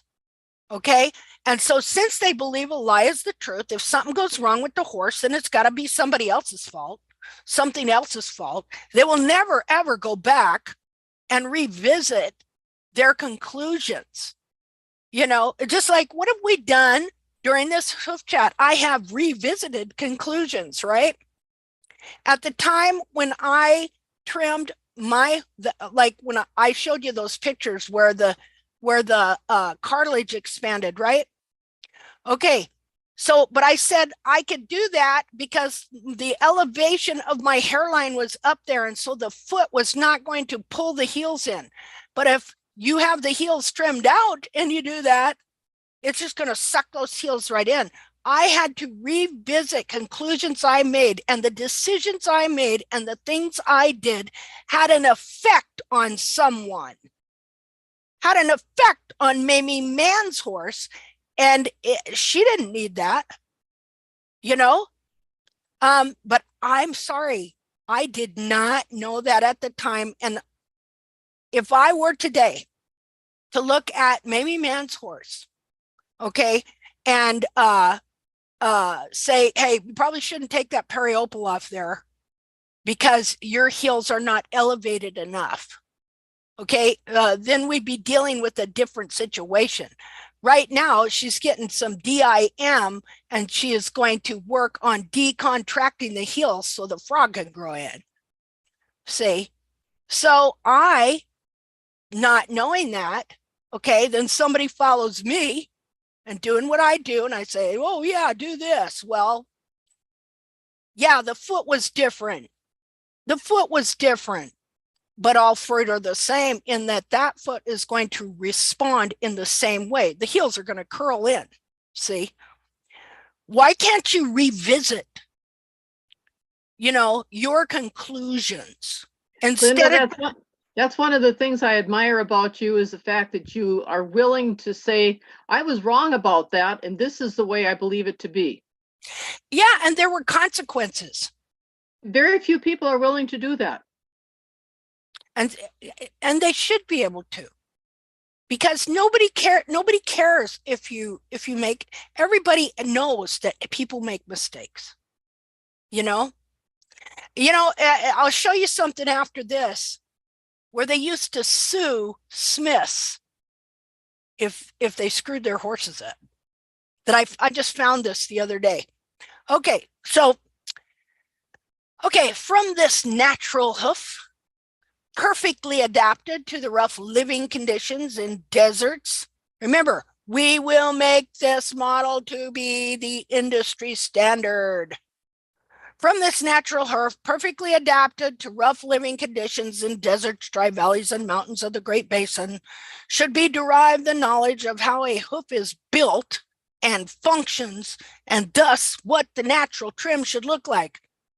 So if you think you've been told this, and believe you me, people have heard it, all right, and maybe, but if you're taught by somebody, let's say you never heard any of this stuff, but you're taught by somebody else to trim, and they heard it, and they agree with this, and this is what they're doing. See, you wouldn't even know where those beliefs came from.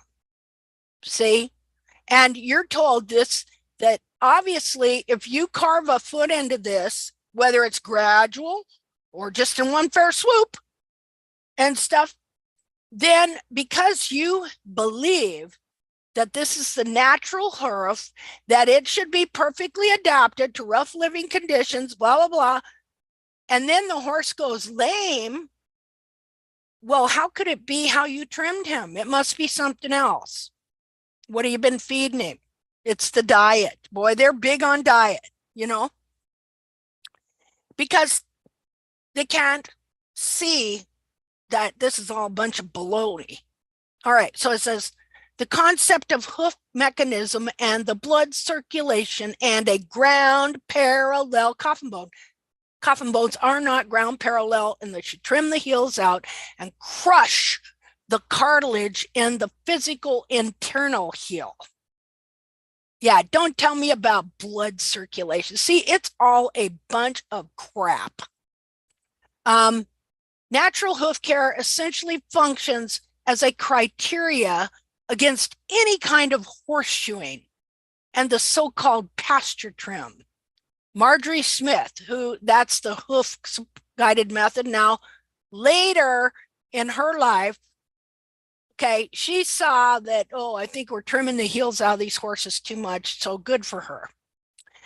Okay, it says, but those principles are in difference to the method of Dr. Strasso, not essential to the practice instructions, how to trim a hoof. Anyway, the one and only criteria for trimming is the hoof shape of a wild horse. Not a wild horse. One wild horse, one dead wild horse that wore out its hooves in a roundup in Litchfield, California at the BLM corrals. And this guy just happened to be there to cut her feet off. All right. Do I sound a little irritated?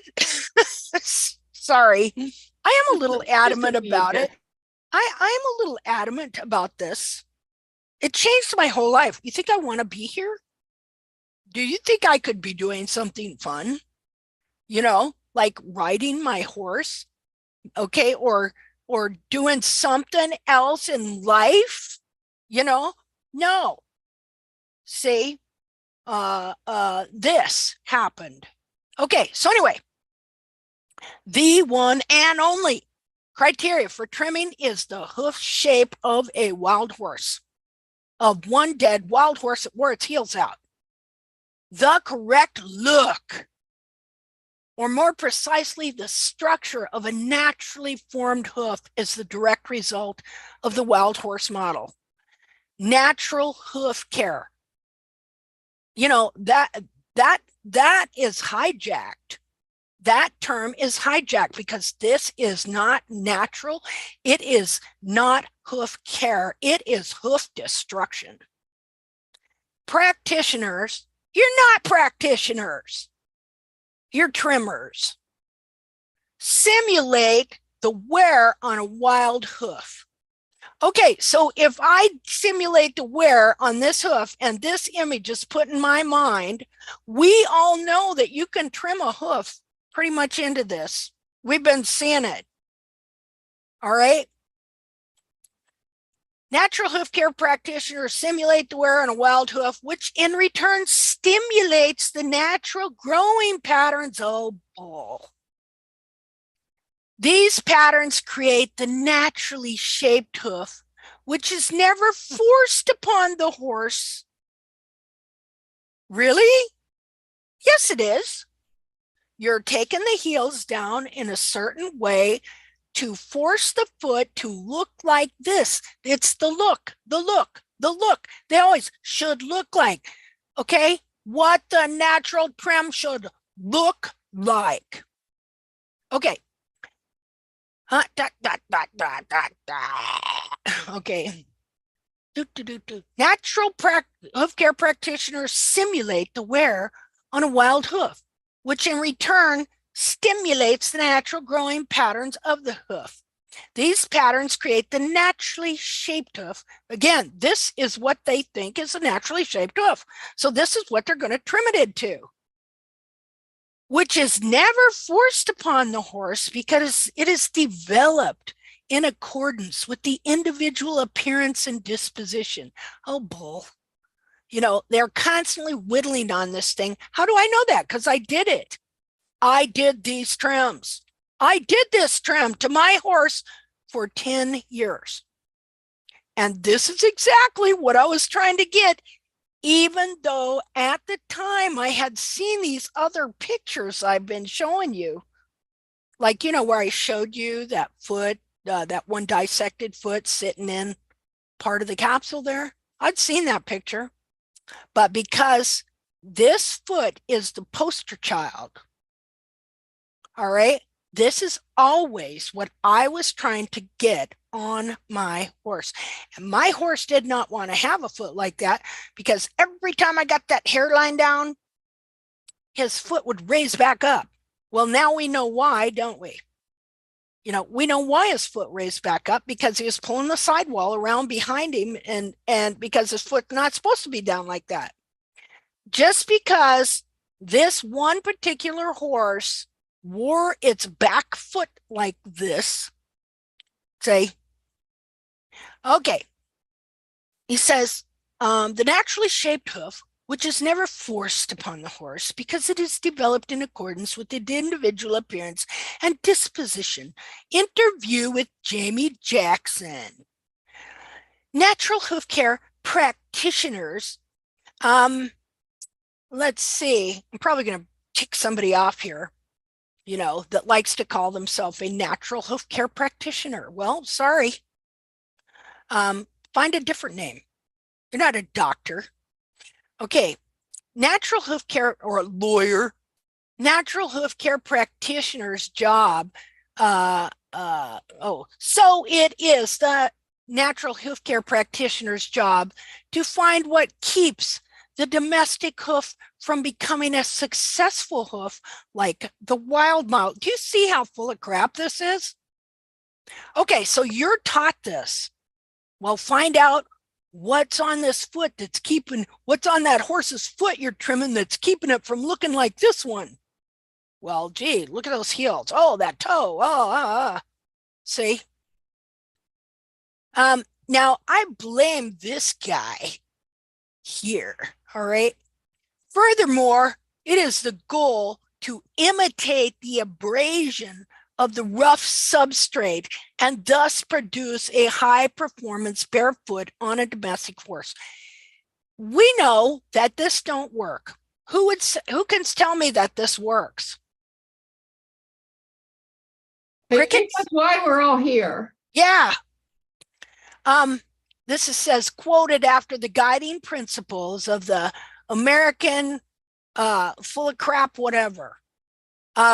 Leave that which should be there naturally. Well, they don't know what the true foot of the horse is. They're looking at this one foot. And what's interesting, Take only that which should be worn away naturally, as long as you're making it look like this. Because we go back up here, natural hoof care practitioners agree that each hoof is distinctly different because it doesn't look like this. They agree on one model, which they perceive as being natural perfect, not wild horse feet, plural. A wild horse foot, the rear foot of a wild horse that wore his heels out. Okay? Now,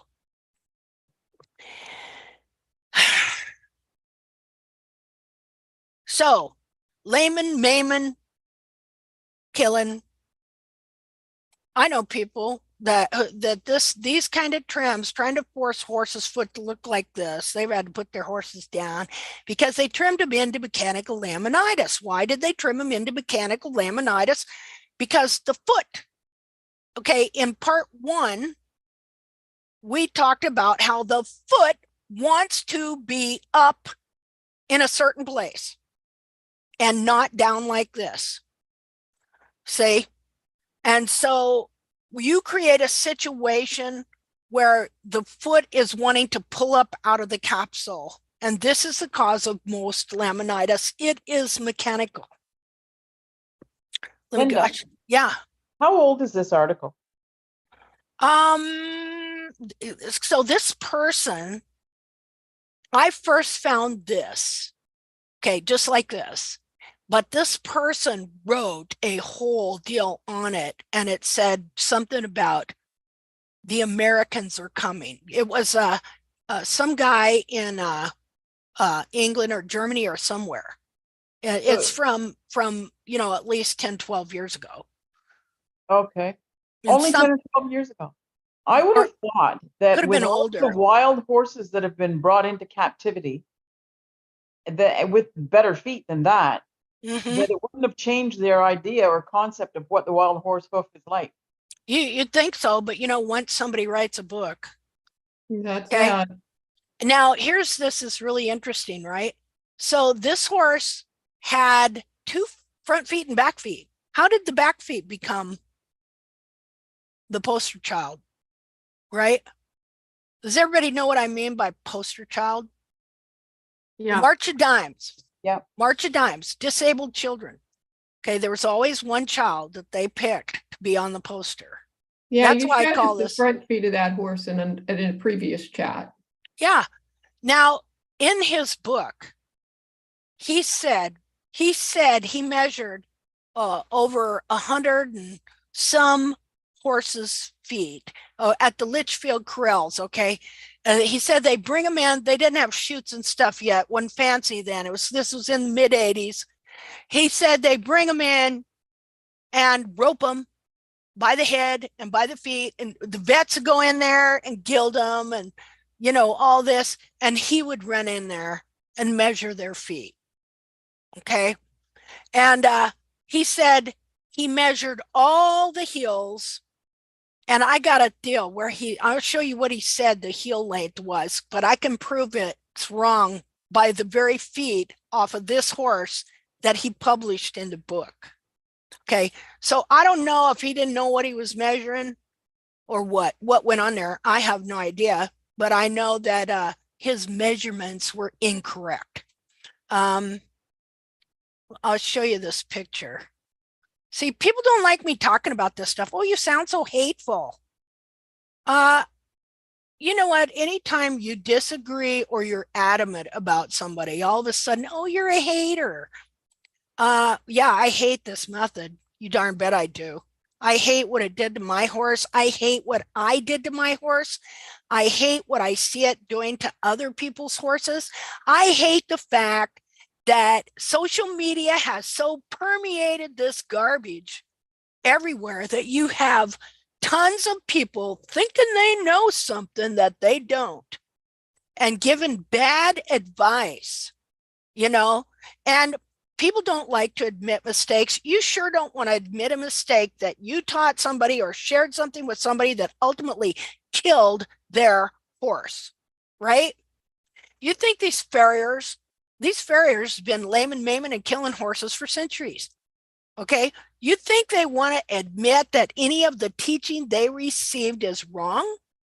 You know, you talk to a guy that's been in this for 50 years, and let's say he's gradually trimmed the heels out of many horses. Some horses escape because they have a thick frog. Like, let's just take the part of trimming the heels back to the base of the frog. That is ELPO. Okay. That is Gene Ovanek's method. That's most farriers' methods.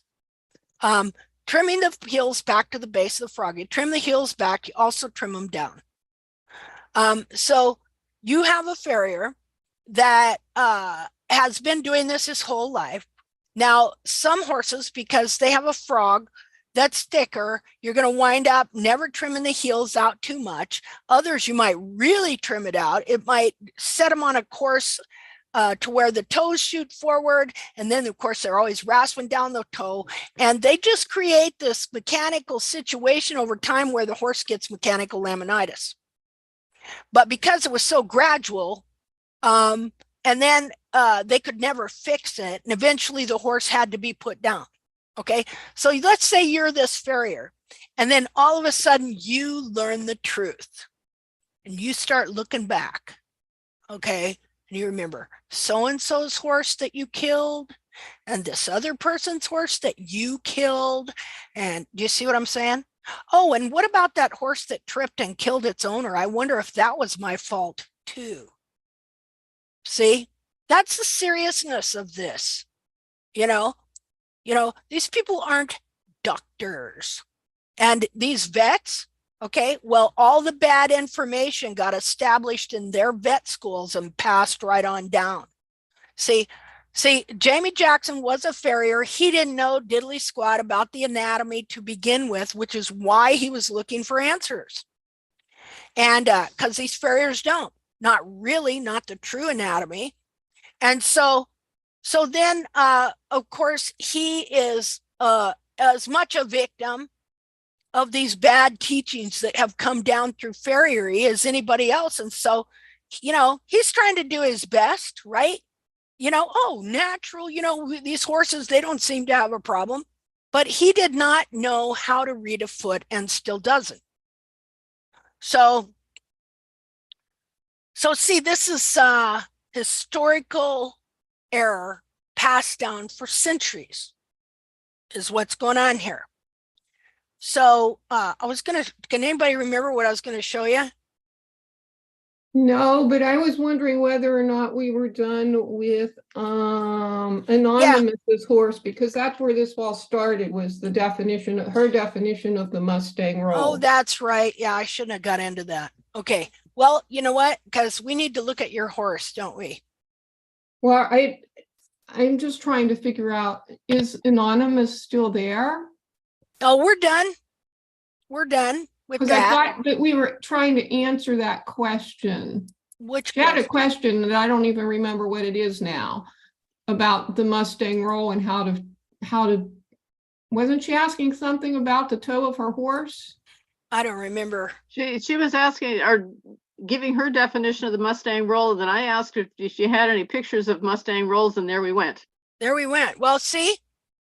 Okay, but it doesn't look like she's online anymore. Well, she left. Look, okay. Everybody left. Oh, we didn't. Oh, okay. So anyway, okay, get on this about natural hoof care, which is not natural and it's not care. So let's see. I was going to show you a picture of something, and now I can't remember what it was. Because we need to move on and we need to evaluate your horse's foot. I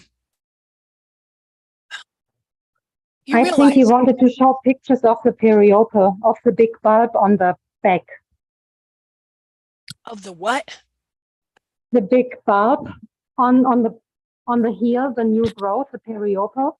Oh, I can't remember. But like I was headed somewhere on this whole thing, but I just can't remember where it was. Just let me think for a second. Barefoot domestic horse. Well, okay, to end my diatribe on this. All right. I just want to look at a true wild horse's foot. Because see, even the people that promote that 1 foot actually have pictures of wild horses with better feet, but can't see it. See? And so let me just do this real quick, and then we will look. We're going to do your pony, all right? I would love it if we could discuss my pony, but you do what you want to do. This is your thing. Okay. Okay. The last time you showed us a picture of Chester's foot against this foot in some other wild horse's feet. If my memory serves correctly. Yeah, well, that's where I'm going now. Just show that foot, just to remind people that all wild horses don't have that foot, you know. Let's see here. Where am I at here?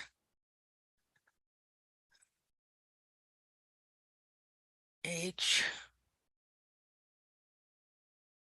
You know, I turn a lot of people off because they say, oh, well, you're a hater. Oh, well, you diss these people. Well, yeah, I do. If you want to call it dissing. Oh, okay. Now I remember what I was going to show you. Okay, never mind. All right, so just a second here. Okay, I'm going to show you something here. All right. All right, so first I'm going to show you this. And I showed this last week. Here's the back foot that they think every horse ought to have this foot. Because see, you never see it with these lines on it here. Okay, here's the front foot right here. Here's the heel length and angle. You see that? Heel length, toe length. He gives the toe length. What is it? He gives the toe length. Just a second here. Let me go back.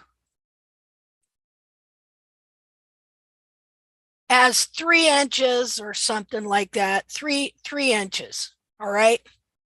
He gives the toe length as 3 inches. Now, again, let's look here. Here's the front foot. Here's the back foot. This foot is the one that they try and mimic, not this one. Now, he gives this dorsal wall length as 3 inches. Now, I want to show you something. And you saw the heel length, right? What would you say the heel length here? If this is 3 inches, about how much would you say this is? 1.5 2 inches. Right. Okay. I think it doesn't matter because it's not a real heel. Well, actually, this is. Oh, yeah. Well, it actually is because the heel buttress is there. It's just run under. Yeah, it's just pulled and run under. Yeah. And stuff. Okay, so we know that this heel is probably at least 2 inches. Because look here. Well, 1.5 to 2 inches. It's about from here to here. Here, let's do this. Just a minute here. Let me annotate. Let's do this.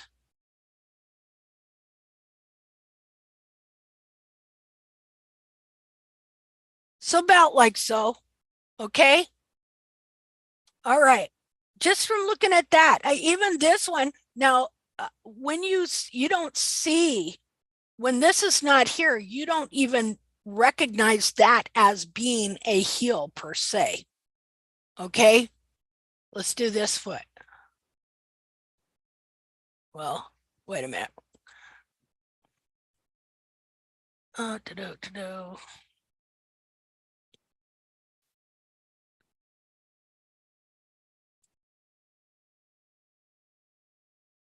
See there?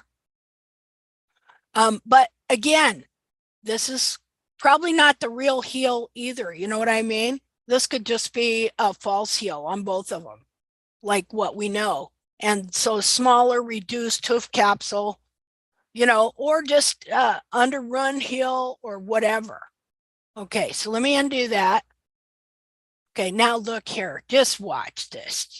Just watch. And you'll see why I get so irritated. This is what he said. He said in the section on hoof sizes, the heel lengths, he's talking about all the wild horses he examined. The heel lengths were found to be the same for virtually all hooves sampled. Okay, even toe lengths hardly vary. But I want you to see this. In the section on hoof sizes, heel lengths were found to be the same for virtually all hooves sampled. Now, how long did he make? Look at the drawing. Look, he's got a drawing of the toe length, right? What do you see back here?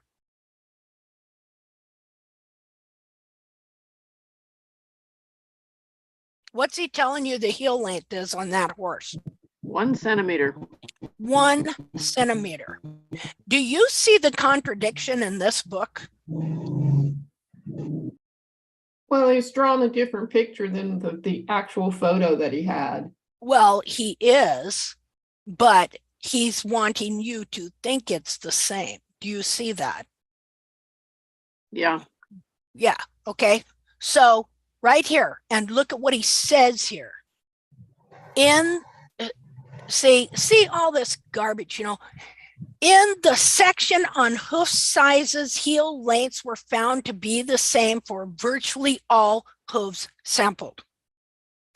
Then he draws a picture here. He's drawn a picture of that back foot we just looked at. Okay. And then he's telling you that the toe length is 3 inches, but all the heels on every single wild horse were 1 centimeter. Linda, these are not heels. He's measuring the bulbs. Well, whatever he's doing, he's telling you that's heel. Okay? Doesn't matter what he's measuring. The point is, he's taken a foot that's worn the heels out and underrun them at the same time. This one right here, this foot. Okay? That foot is, let's see, that foot is this foot here. Okay, this is what they all say about it that I just read you. Okay, and just a minute. This is in the same book, people. These pictures right here, same book, his book. Okay? They never show the front foot. Why is that? Because people are going, well, gee, Jamie, that foot looks like the heels are underrun. On this one, you can remove all this crap and it looks like you just got this little 1 centimeter heel here. Okay? And then we go to here, to what he said.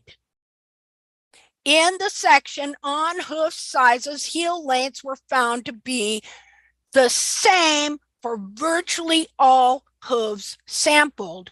And now he's got a drawing of that rear hoof, a crappy drawing, by the way, and he's saying every horse's heel should be 1 centimeter high.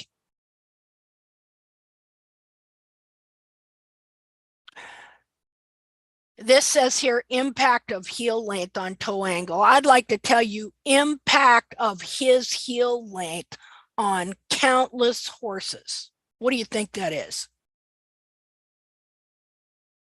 Pain. How did this become the poster hoof? You know, we could go through. I got a collection of wild horse hooves that clearly show they're way more than 1 centimeter. And even the front foot on the very horse he uses as the supreme model. Look, we see the heel right there. Are you telling me you had that dead horse's foot in your hand and you couldn't measure the heel and see that it is more than 1 centimeter? You know, where and how? You know, what was he smoking to come up with this crap? You know, we have a right to look at this and to be critical of this so-called research. Don't you think? But excuse me, Linda. What? Did ever anybody paid a fine when they write and talk rubbish? Yeah, they should. This is They should, rubbish. but they, yes, they never do. So no, but it's people rubbish. buy, It's rubbish. It's people wrong. buy these books and never had anyone give any attention or pay any fine if the books write rubbish. Yeah. So everybody writes whatever it pleases here. Yeah, well, see, now we know this is rubbish. But see, it's just because, you know, how many markups have I done? Countless, you know? And so I only, there was one of our members of our group sent me a bunch of books. And so I have 2 of his books. One that I ordered, I never read his book before until this past year. All right. And then I just started kind of studying it, you know, and then this stuff just kind of started dinging on me, you know, especially here just the last couple of days. I'm thinking about this foot here, what he said over there. I'm thinking, wait a minute. I've measured a lot of toes and I've measured a lot of heels. And I know that the very horse that he uses as an example has almost a 2-inch heel, even if it's underrun. Okay. And then I didn't realize too, well, my goodness, he's marked the heel on this horse too. Now he's marked that at more than 1 centimeter, hasn't he? Yeah, he has. So then what? Oh, excuse me, I'm laughing. Oh, you're laughing because see, he's busted. Yeah. See? Not only because everybody can pass some stupid and wrong and lying and through books, and nobody takes care of it. No, people don't see it because they don't know the truth to begin with. And you know how deceptive these feet can be, you know, and stuff. So now but 1 the funny centimeter thing for me is that he measures 1 centimeter of bulbs. Yeah. I mean, I don't see, even the sketch is round and it shows that the horse is stepping on something round. Heels are not round. Well, see, now this is interesting you say that because, you know, David Landerville, he thinks this is heel tissue. Okay. He thinks that's heel tissue too. See, Pete Ramey told David Landerville to burn the image of this foot in your brain. And he did. And so then he did, and I'll show you what he created. This is what it does. Let's see. You're going to see where he took a thoroughbred and carved its feet and forced it into this form. And we'll see here. Just a minute here. Come on, DL. I have a thing with Landerville's disciples. Because we have a couple. No. The students. Oh, yeah. Because we have a couple of farriers here in Greece, very famous, and they are applying Landerville. Oh, God, that figures. So I have a thing with them. Okay, so here you go. On the vertical, this is David Landerville. This is March 18th, 2016. Left, that's right here. Jamie Jackson's Mustang cadaver hoof. This is that rear hoof. Okay, see it there? On the right. 16-year-old thoroughbred hoof, 2.5 years after pulling shoes and keeping to a 2 to 3 week rehab trim schedule. What's in that guy's head? You see it? What did we just read about? You know, even though every hoof is distinctly different, they got one image in their brain. Look at the heel. Look at how he's made the bulb the heel. Now I can do this in Arizona. All right. But look here, They how a still horse do walks. it. Look at how the horse walks. They still do it. And unfortunately, most of the thoroughbreds do these things to most of the thoroughbreds. So now, see, I seen where he's actually grown some heel in on this horse just to get it sound, right? How unsound is that horse? Look at the way that horse is walking. You know, so you burn this image in your brain. This is what you're going to try and get. Okay, now you take it a step further. This is what, then they determined the anatomy off the shape of this foot. Okay, what else I got here? Oh, that's more his crap. Okay. So there, see, people trying to force a horse's foot to be in that. That poor horse can hardly walk. These people ought to be sued by all of us. Okay, let's see. Class action lawsuits going on. Of course, that'll never happen, but it's just, you know, it's just the point of the matter. Okay, so anyway, that's what I wanted to show you. We will end now with a decent foot, decent feet, FGH, H. Okay, just kind of go through these here a little bit. And then, okay. Oh, darn. Oh, just a minute. New share.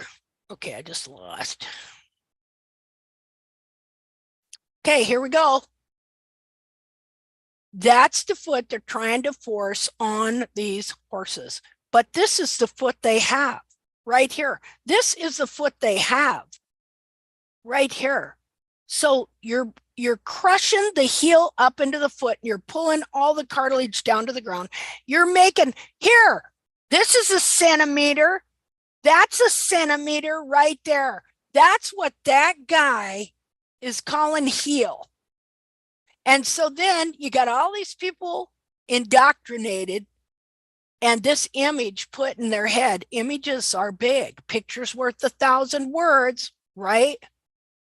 Okay, so this part of this horse's foot used to be up here. But due to drought and age and whatever, gradually it was worn down and held down here.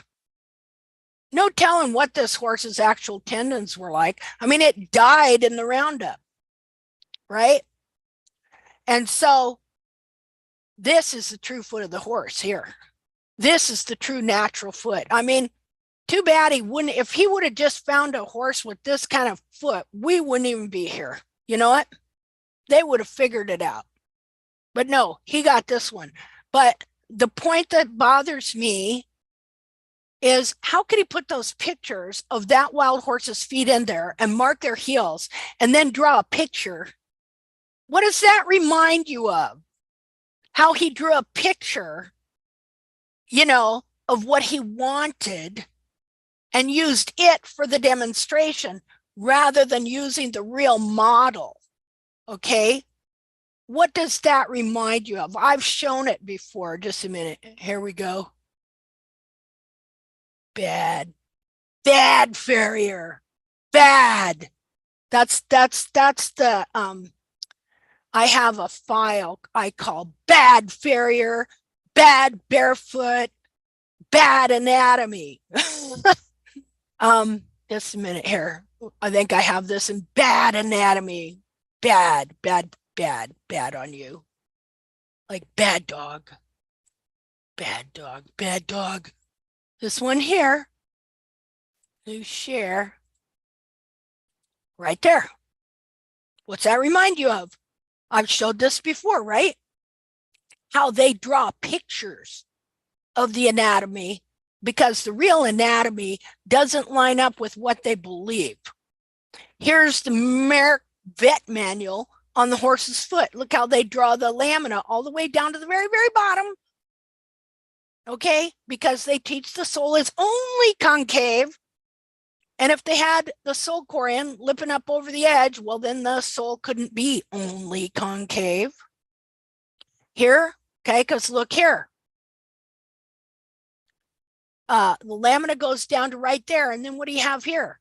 You have the sole corium starting. And it creates a convex sole ridge. See what I mean? So you got another farrier that starts the barefoot movement, the natural hoof care, barefoot, okay? And he's drawn pictures of how the heels should be, when in reality, even in the very same book, see, if you tell the truth, you can forget it. I'm not saying he was lying on purpose, but somewhere along the line, he made a big mistake. Might have been when he ran into Hildred Strasser. I don't know, because them two were in cahoots together when they started the natural hoof care movement. Okay? And she's a hoof butcher and even outlawed in some countries, but fully accepted and certified in other countries. And, you know, so them two together started the natural hoof care movement. It's all based on error. All the trims are based on error. So Adams and Stishak's lameness in horses, well, Adams and Stashik, why couldn't, look, if I could find an example of a real foot, why couldn't you? Why do they have to draw pictures? Well, because reality just doesn't measure up to what we believe. That's why. Otherwise, why would they do it? Why? Why? You know, why did he draw a picture? Let's see. This sketch, they use it in the University of Vet in Greece. Yeah. What, the one in the lower corner or the other one? No, the one with the lamina that goes until the end of the This wall. one here or that one or one of these? No, the previous one. This one? This one. Okay. Yes. Oh, yeah. Well, see, that comes right out of their book. Of course, they might have got it right out of some vet book. You know, this and yeah. Now, see, on my horse, where I've used my mare, where her heels, look at the heel buttress corium does not even stick out here. Okay. Okay, so let's take a just a quick 5-minute break, and then I'm going to come back and do your hoof evaluation, okay? Sorry I got carried away into this, but here's what's happening. Every time I describe this stuff, I get better at it. And sooner or later, I'm going to do a whole expose. You understand? And put it together in such a way so you could just go flip pages in front of some brainwashed person's eyeballs to where it's going to open them up. And they're going to see that they were lied to, not on purpose. Nobody's doing this on purpose, but it's still an untruth, right? It's not true. It's not the true anatomy. You have deceived yourself. Okay? And then that deceives all of us. All right. So my phone keeps ringing in here, so I got to go answer it. So we're going to take a break, and this is the end of part 2. All right. Let's see. Where am I at? I love that humor. Guys, I have to leave you because